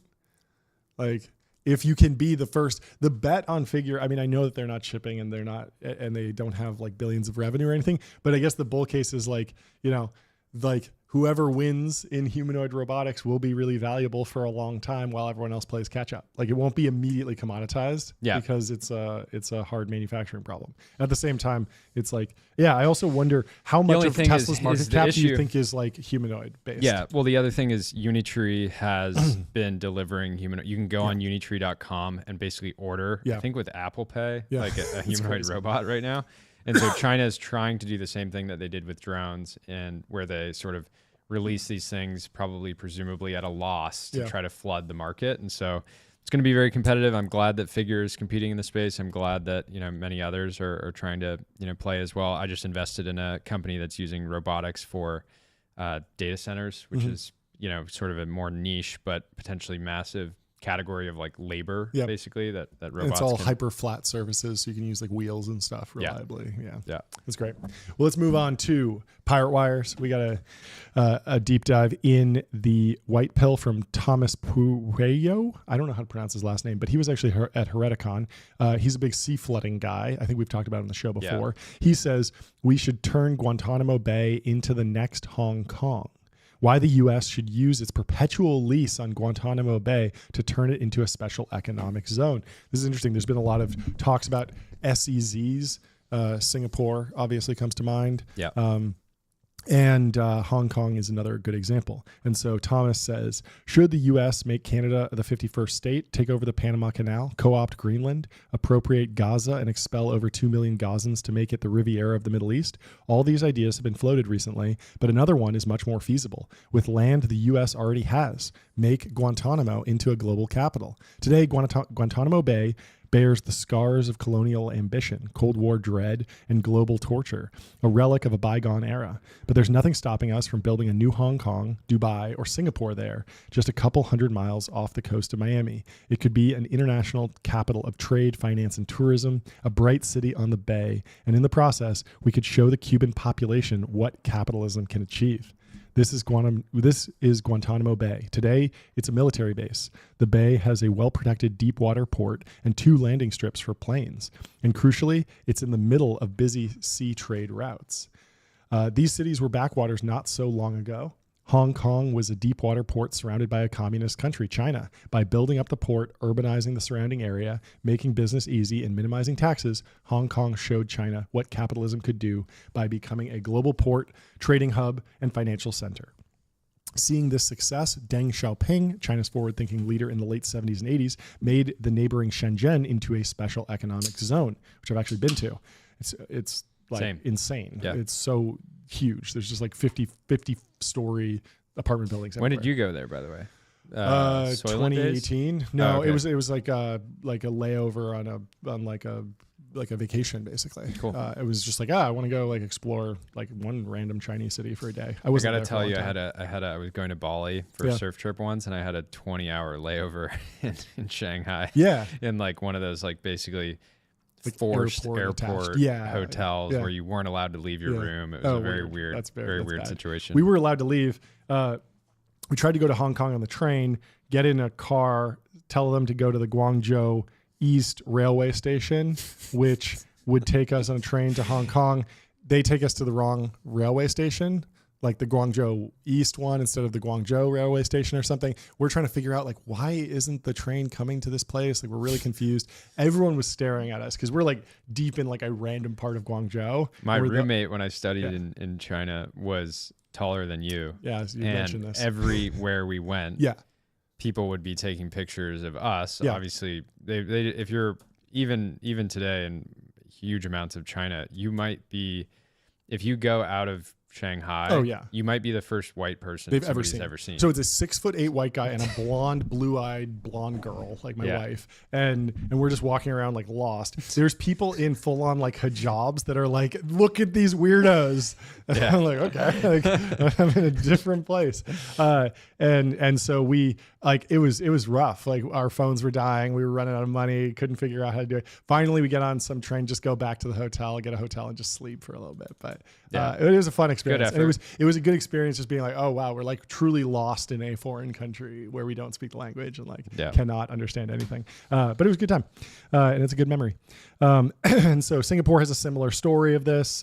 Singapore was expelled from Malaysia. It was not a global hub, but it was in the middle of one of the busiest trade routes in the world.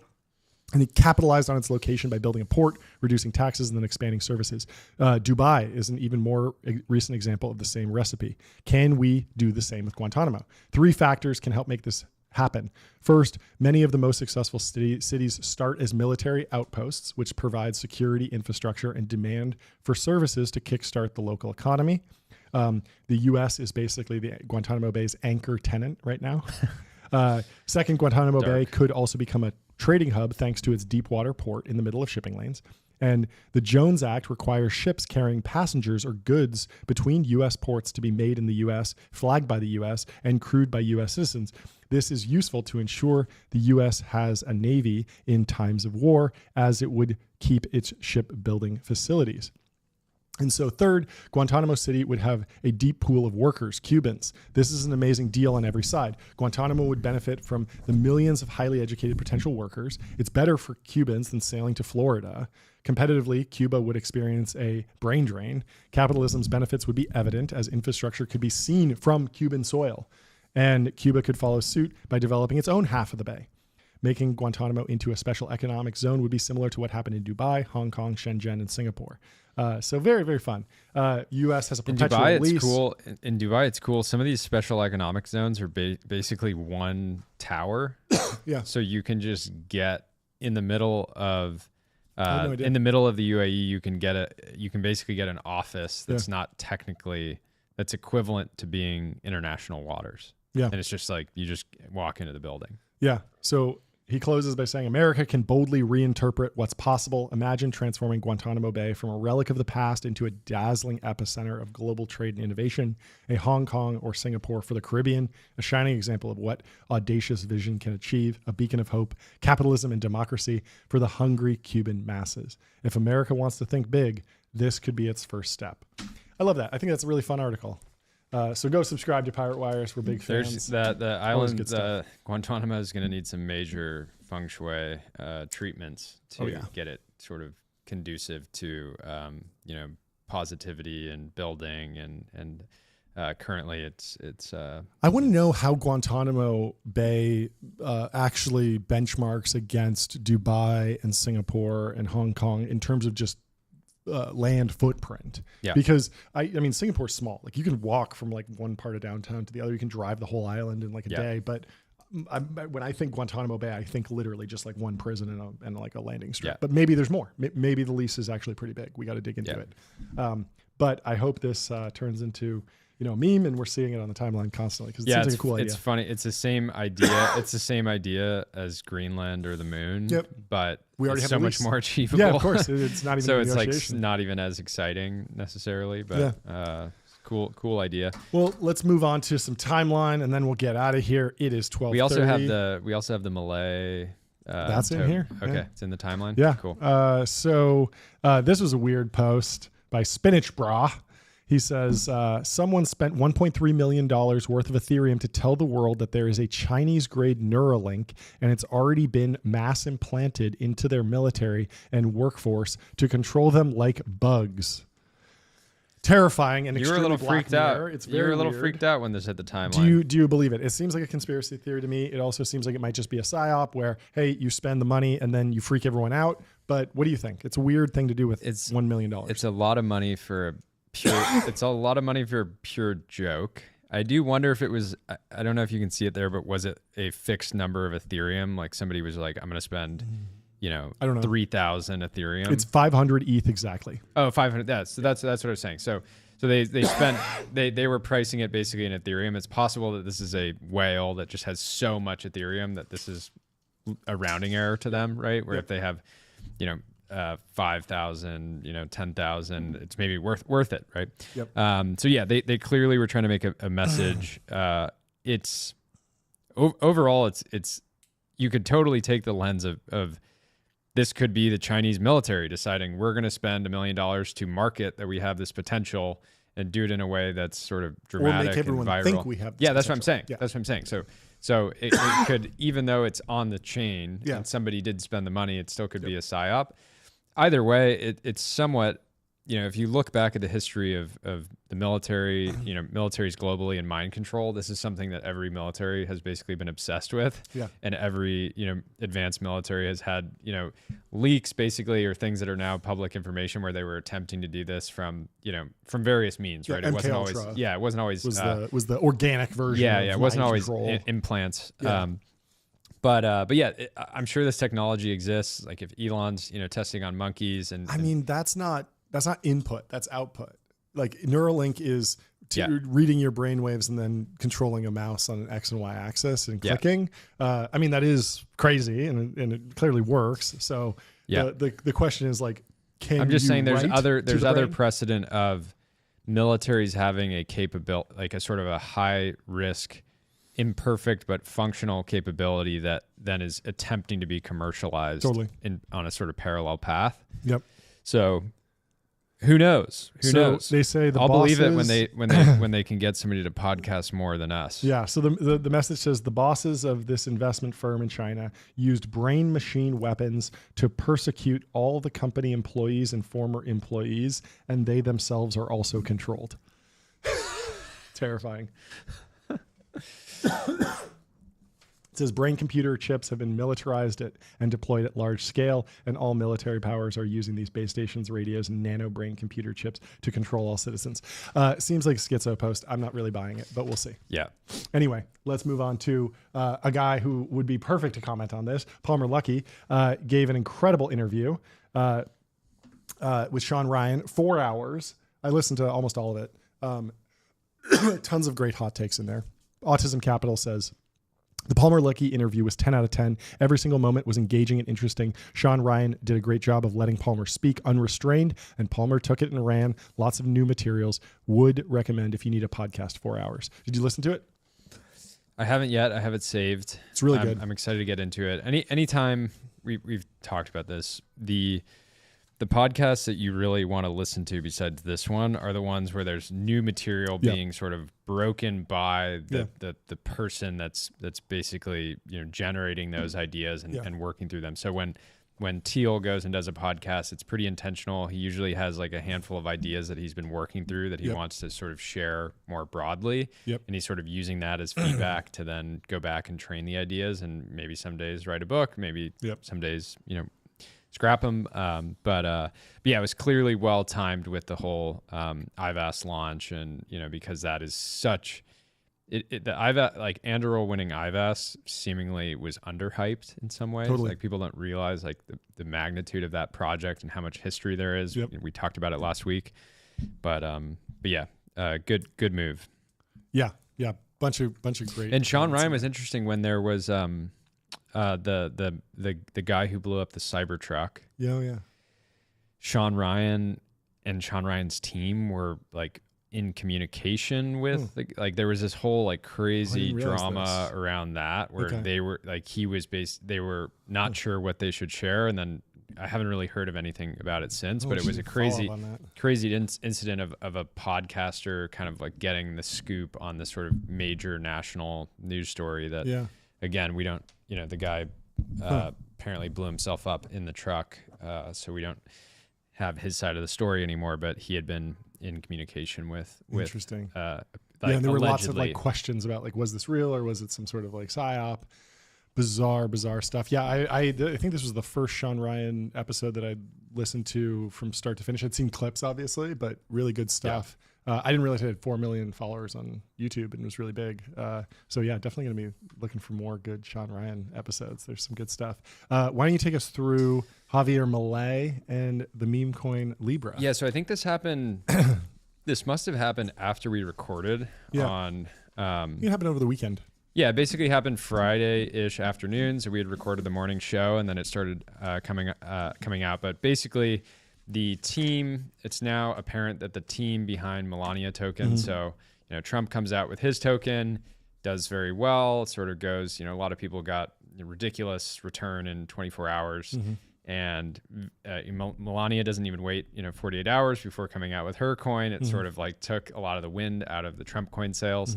And a lot of people were speculating at the time, was this two teams? Why would the teams have launched, like, if it was the same team, they wouldn't have launched the new token and cut the Trump market cap by 50% or whatever, what happened. But anyway, so Friday, this Javier Milei, the president of Argentina, posts from his main social media feed in support of this token called Libra, which intuitively makes sense. He's very pro freedom, pro capitalism, launching, crypto is pro individual freedoms, pro capitalism. You can't argue with that. So it's a natural narrative for him to come out and launch a token to some degree, right? Even though he's trying to, figure out his own currency at home, which has had a number of issues over the years. But apparently there had been rumors, for the last few weeks that a Malay coin would be coming out, and people looked at this and saying, this could be the next Trump coin, which was the biggest moment in crypto. After the president of the United States launches a cryptocurrency, a lot of people called the top. I remember John Fio messaged us and was like, this is obviously the top. Where do you go from here? The only thing you could maybe do is an actual USA coin that's like backed by the federal government. And who know, hopefully we don't get there because we have the greatest cryptocurrency ever, USDC. It's a fantastic coin. It's stable, clearly. But anyways, so there had been rumors for a while. The guy writing this article, DC Digiones Casares, apparently had a bunch of connections in Argentina. People were saying, oh, this isn't actually sanctioned by the government. This is just something that he's in favor of. And so this token launches, and Malay, people are initially speculating, this article summarizes it pretty well, but they're speculating, oh, is this real? Is this fake? Did he get hacked? Because anytime like a big public figure comes out and launches something, people are just, is this real? Like, is it actually them endorsing it? Like Kleiner launched, Kleiner had a token launch. Clearly wasn't them. That was easy. But Malay was a little harder. It was like, hey, this guy, like, he could do this. And so what happens is Malay like quickly just, a lot of, I think it went to billions of dollars very quickly in sort of market cap. And so if a coin does that, the people that get in early are going to be able to, and the people that created it are going to be able to sell, in this case, hundreds of millions of dollars of the token. And so it turns out that people that weren't the creator found it early, bought a lot of it, and then that's when stuff started to get chaotic, because once the token's just out trading publicly. And do they launch it on Pump.fun? I don't know. I don't think so. That would be... It's a Solana token, It's probably? a Solana token. It wouldn't make sense necessarily to do it. They wanted a bit more control over it, and it seemed like it was like basically like a group that was doing this. Okay. And so Malay posts about it, then quickly deletes his post. Really? So then people start speculating, was this a scam? Yeah. And so at this point, I think the token starts to just drop dramatically. Not the best looking chart. It's like basically straight up and then straight down. And so the crazy thing is that Dave Portnoy had somehow got involved with this project. And so he had known the people that had launched the Melania token. Dave Portnoy was had invested a lot of his own money in this. He has 2 tokens now. One is the Portnoy coin, and the other one is Portnoy going to jail. Jail stool. Stool. We don't support any of these. Anyways, all this drama starts unfolding.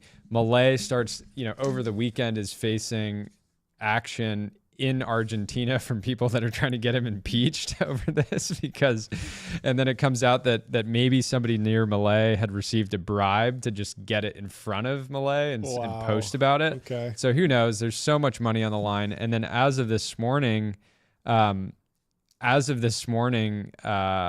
interview came out with the guy behind all of this. With CoffeeZilla. Right? Yeah. Wow. Where he's basically, and he's also getting interviewed by the guy is getting interviewed by Portnoy. That's right. And so this kid, seems like a kid. He's somewhere in his 20s, early 30s.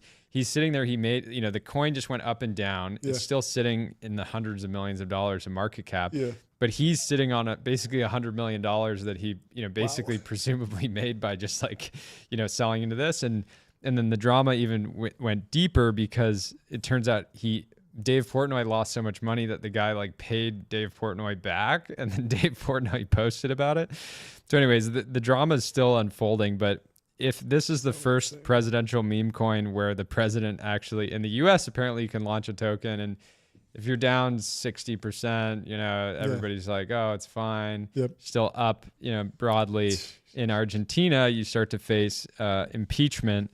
And now it's just this hilarious internet, just sort of scramble where you have the president of Argentina, this kid who's launching the Melania token with Dave Portnoy, and then he's going out and going on these hours long public interviews about the incident, which is very brave to do at a time with this much controversy. So we'll see what happens. This kind of feels like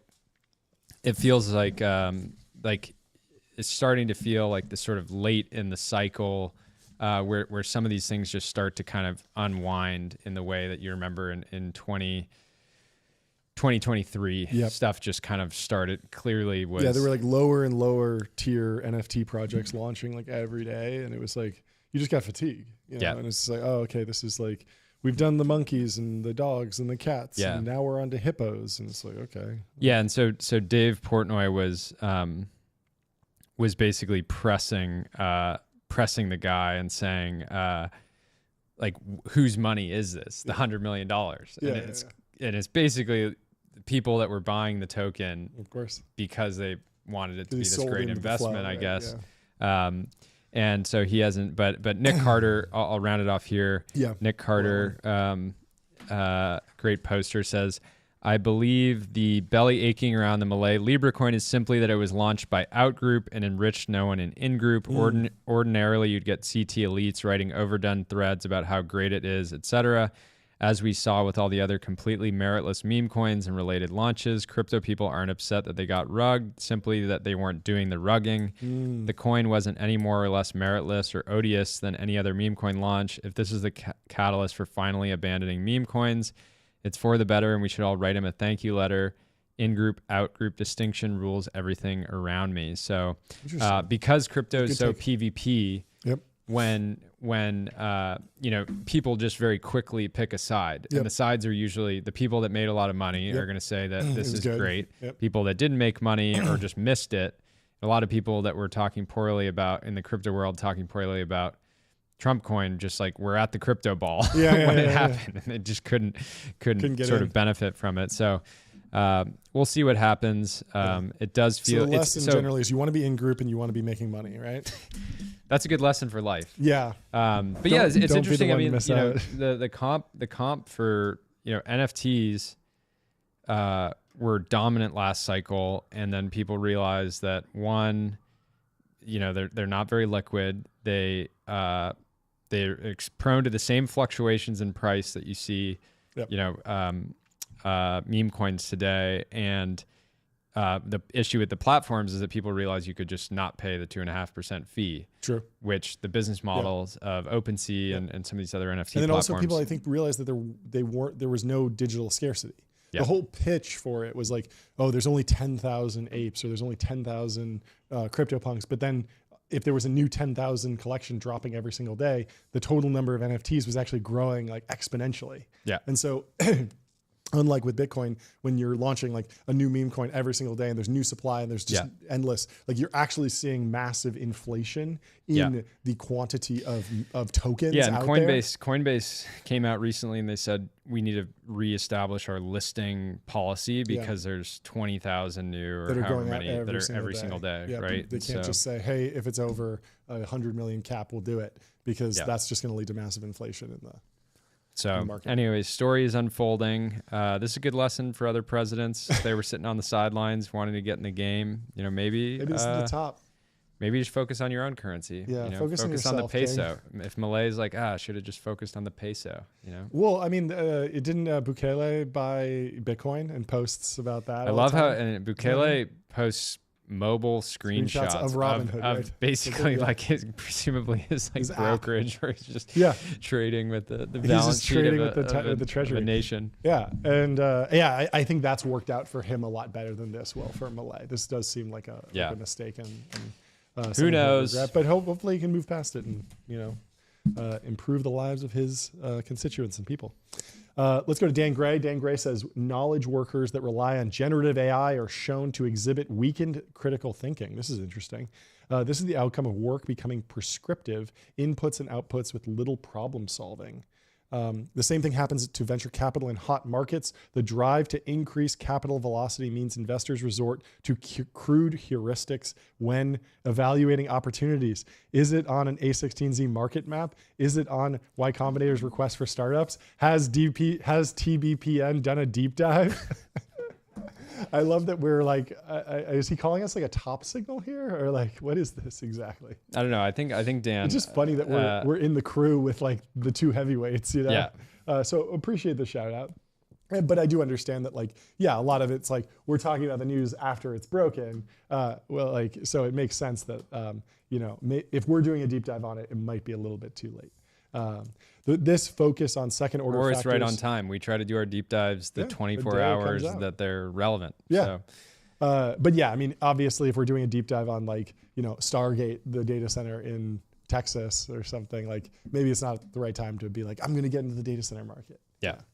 No, the people making money in data centers today were working on data centers 5 years ago. Yeah. 10 years ago. Yeah. Crusoe was mining Bitcoin, and now they're building data centers for AI. But they had the infrastructure set up to pivot. And they never could have done that if they hadn't done the first act. So it atrophies for the critical thinking and creativity muscles that allow VCs to identify potential outliers. Typically, investors that fall into this pattern of behavior are the first to go when the market crashes, but that cycle was interrupted in 2022. Interesting. Yeah, so I've noticed this. A lot of people, the average person that loves AI, that says AI, do you have an issue? Just microphone up here. Yeah. John? I'm on the mic. Okay. All right, we're back on the mics. The average person that's sitting there saying, I love AI, is actually prompting it in a crude way. Sure. And then taking the output and not changing it at all. So I've seen people, I call people out on this all the time. Yeah. If I receive something that I think was just a direct output of an LLM without, use the LLM to create a general structure, but then you need to spend almost the same time, same time you would have just polishing it, refining it.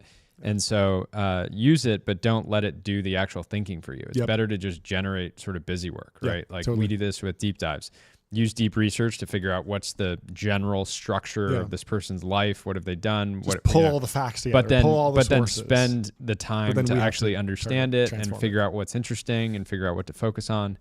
And so, it's going to be, like founders that are using LLM outputs to create materials for their business to sell. Does a terrible job right now of like creating like super, super convincing, tight copy that actually will convert, right? That's great. That's a good post or good take. Let's move on to Bezel, another promoted post.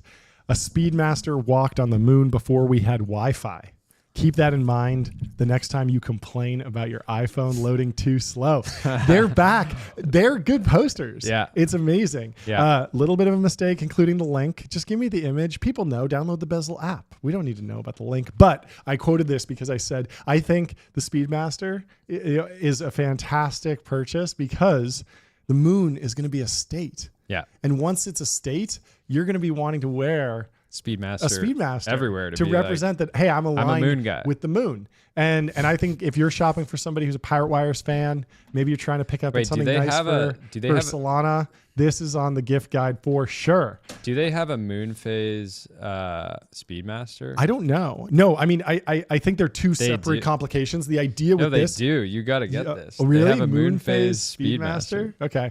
But yeah, I mean, the whole story behind this, for those who don't know, is that the astronauts on the Apollo missions wore Omega watches, specifically the Speedmaster, which is now known as the Moon Watch. And critically, it has a chronometer on it. So it has basically a stopwatch on it. And I believe that there's even a story where some of the internal systems failed, and they really did rely on their analog watches in space to time out different thruster burns and all sorts of stuff. So I'm on Bezel right now, and they have a number of different Speedmaster moon phase. So if you're a future moon resident, download Bezel. You got to get this and get one of these. And they've got some vintage. They've got some posting great really stuff. Cool. But I was so close to pulling the trigger on this. You got a new watch. I got a new watch on the way, but I think this might be the next one. I need a chronometer. I need something with a little bit more complication.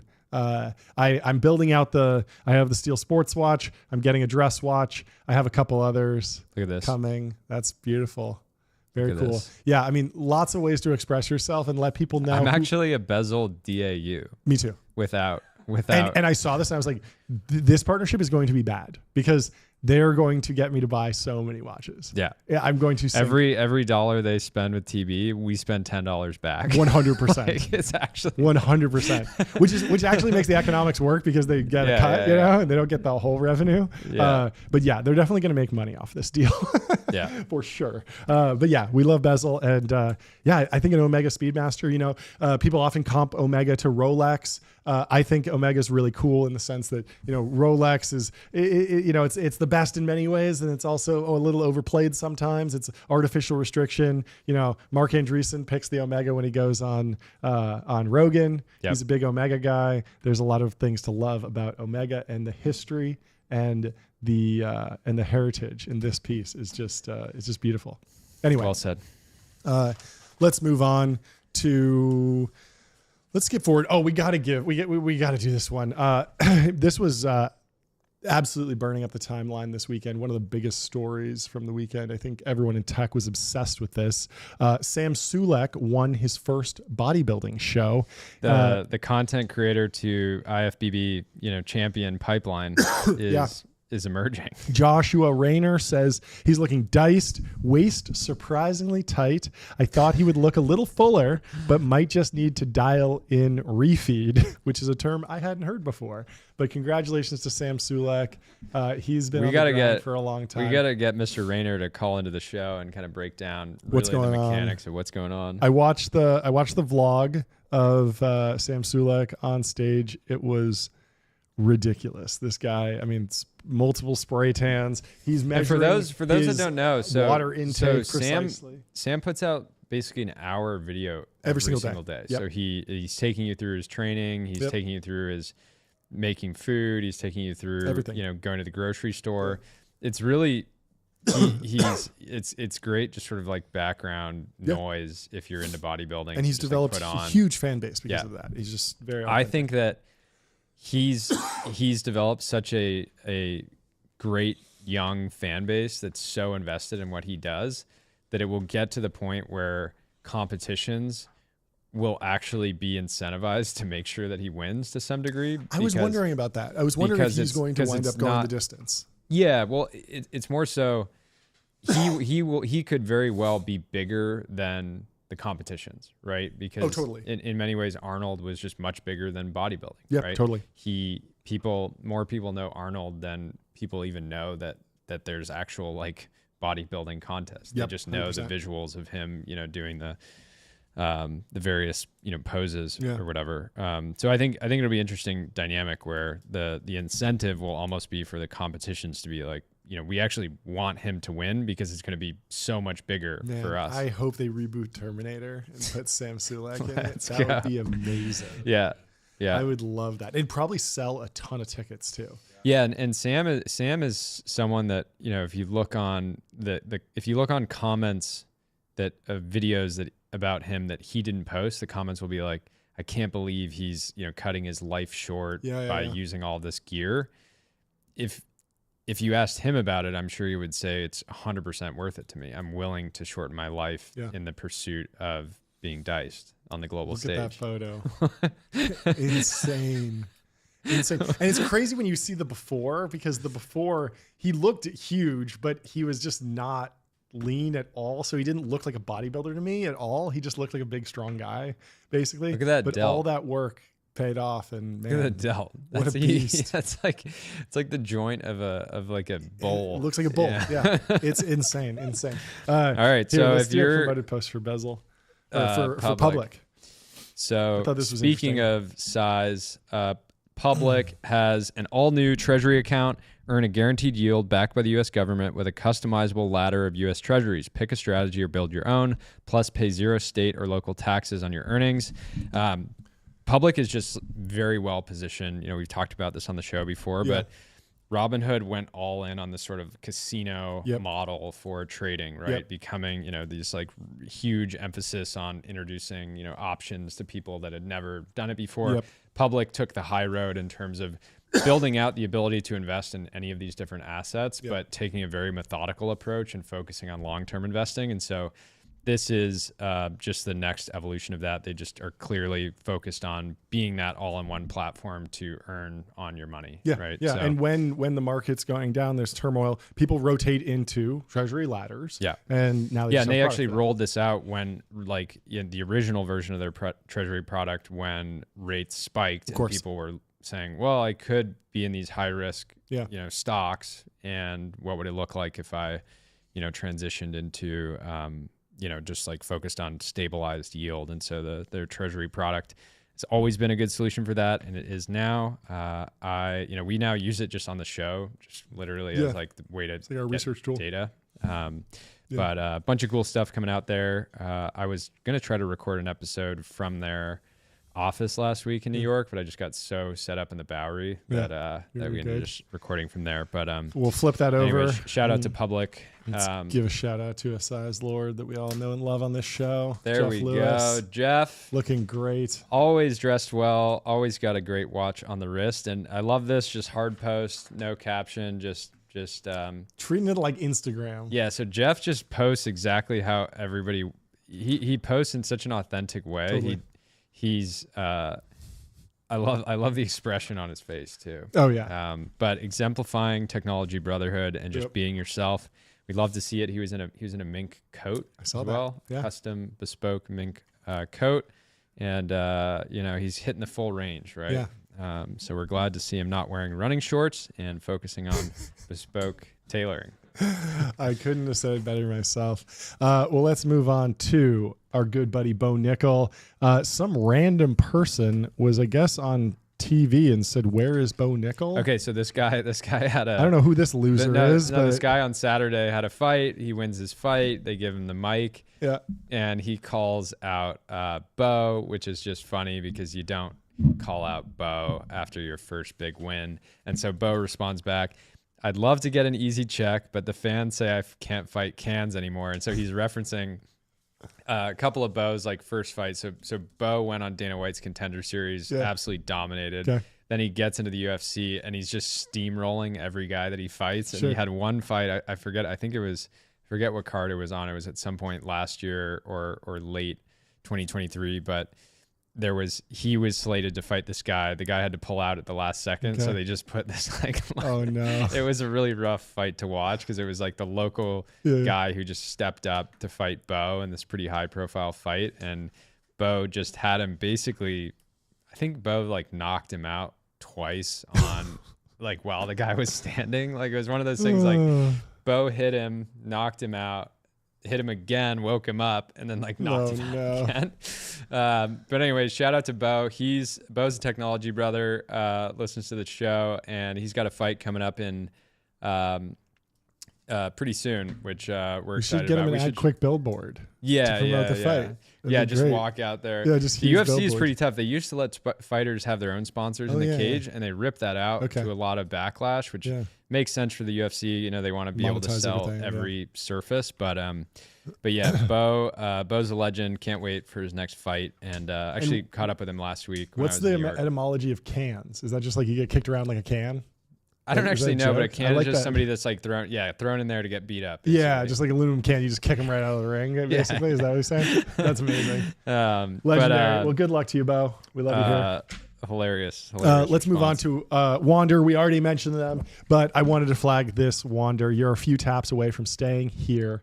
Beautiful view. Highly recommend going and checking that out. And we got some product news from Wander. They have a new sign-in modal. Let's go. You know, we love UI, we love Figma, we love design. And with Wander now, you can sign in with Apple, Google, Facebook, email. They got it all.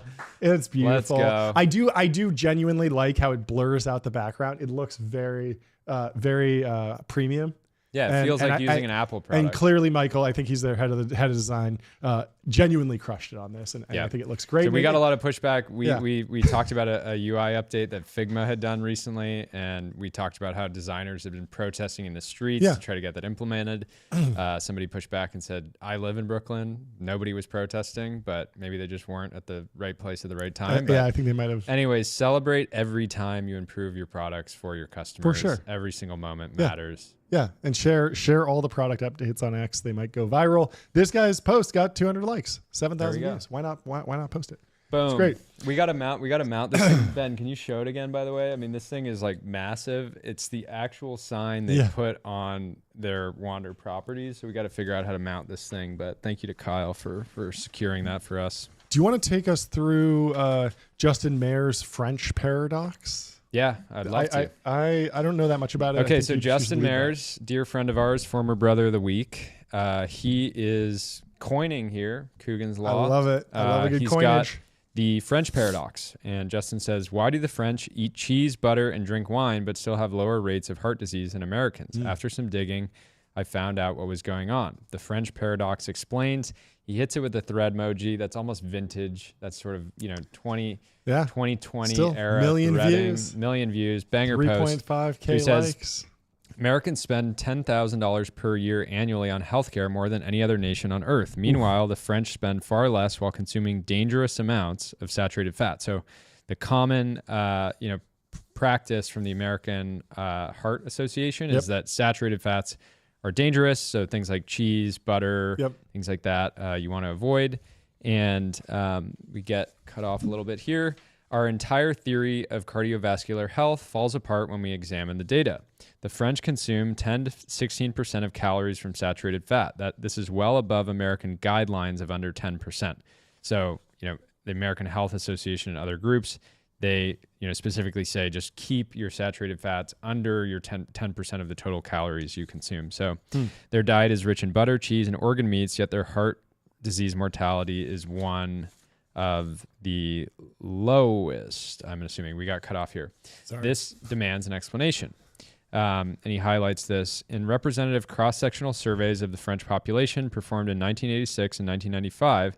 The saturated fat intake was 15% of the total energy intake in the first survey and 16% in the latter survey. The French show consistently lower markers in all 5 major cardiovascular risk factors: systemic inflation levels, oxidative stress markers, platelet aggregation factors, blood pressure variability, insulin response patterns. So Justin says, how is this possible? Well, when Americans say cheese and when the French say cheese, we're talking about different substances. American cheese undergoes 18 plus processing steps, including emulsifiers, preservatives, and artificial colors. French cheese, it's milk, cultures, salt, and thyme. That's it.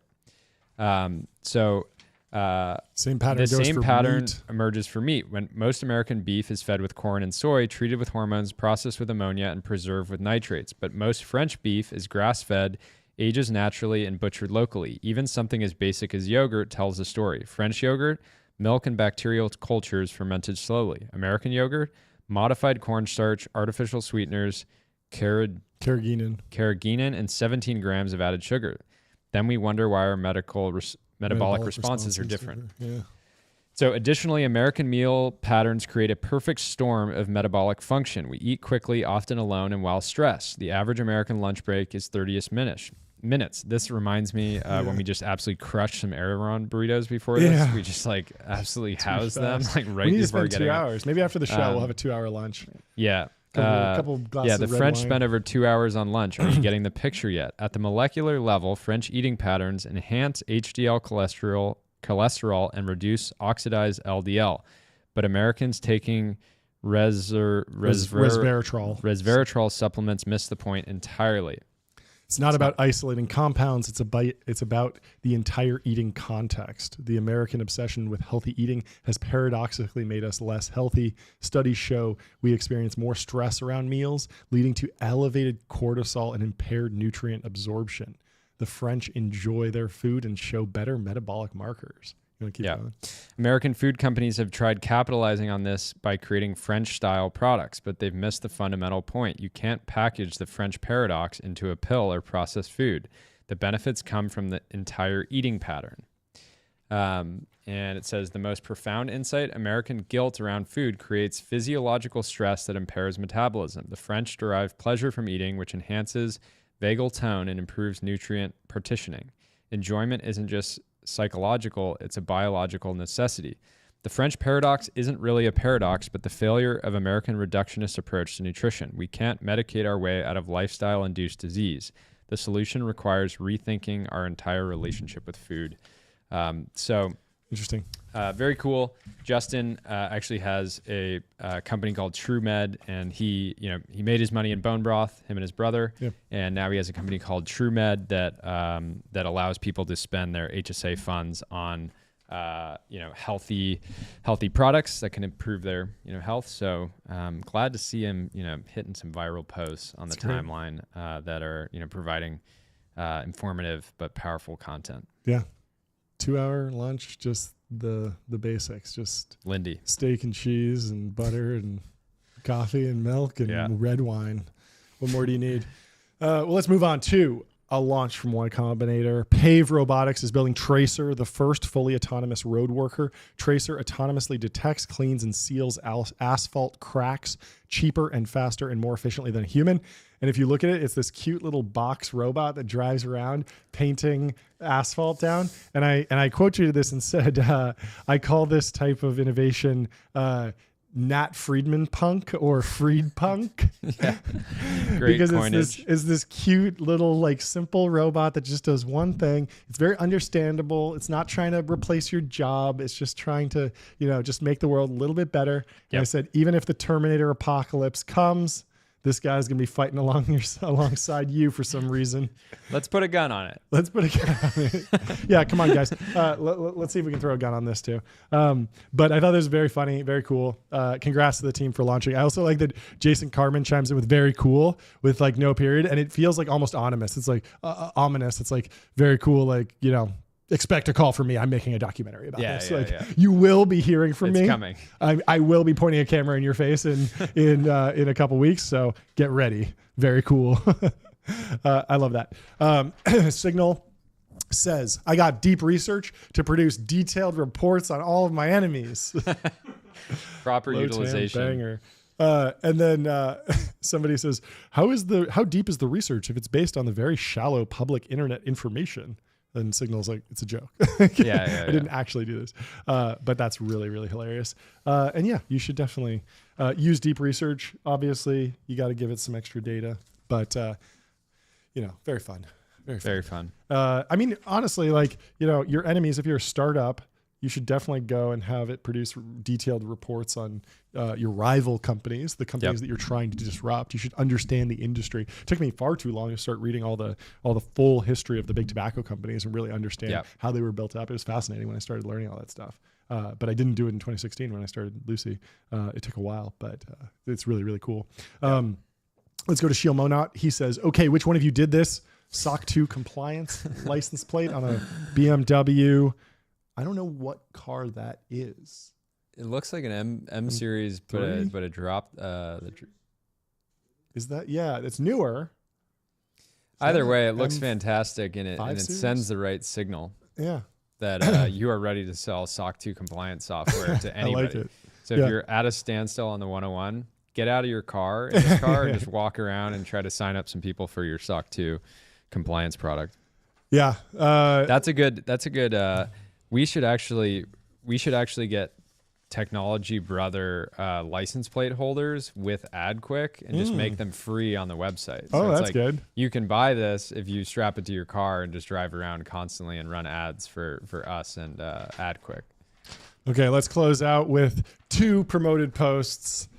One is from Representative Tim Burchett. He says, I'll be introducing the Cartel Mark and Reprisal Authorization Act of 2025, which would authorize Trump to commission privately armed and equipped individuals or groups to seize persons or property of any cartel member, or cartel-linked organization. And so, very cool. How are you going to make money off of this? I mean, it's obvious. Start organizing. I talked about last year. I said there's fight the cartel. Big opportunity to make vertical SaaS for local militias. Yeah. It'd be great if you could organize with your neighbors. Sure. Do have some sort of inventory management. Meeting, planning, stuff like that. Messaging integrations, satellite comms. Set up. But no, this is cool. We want to see more citizen, Batman style groups that just gang up and go take on the gang. Citizens arrest. Yeah. Citizens arrests are underrated, potentially. Potentially underrated. I have no idea how this will play out, but I remember when I was a kid hearing about citizens arrests. Oh yeah, because totally. It's so the funny idea as a kid that you could do the job of a cop. So hilarious. Yeah. Like, I'm making a citizen's arrest. Yeah. I actually have no idea how citizen's arrest works, if it's at all real. I should get a research report. No, you basically arrest somebody and just yell, I'm making a citizen's arrest. And it's just up to them. You don't have any jurisdiction, but if they fall for it, they're under arrest. They're under then they arrest. have to wait until the cop comes. I like that. Yeah. And our last promoted post from Amman Resorts.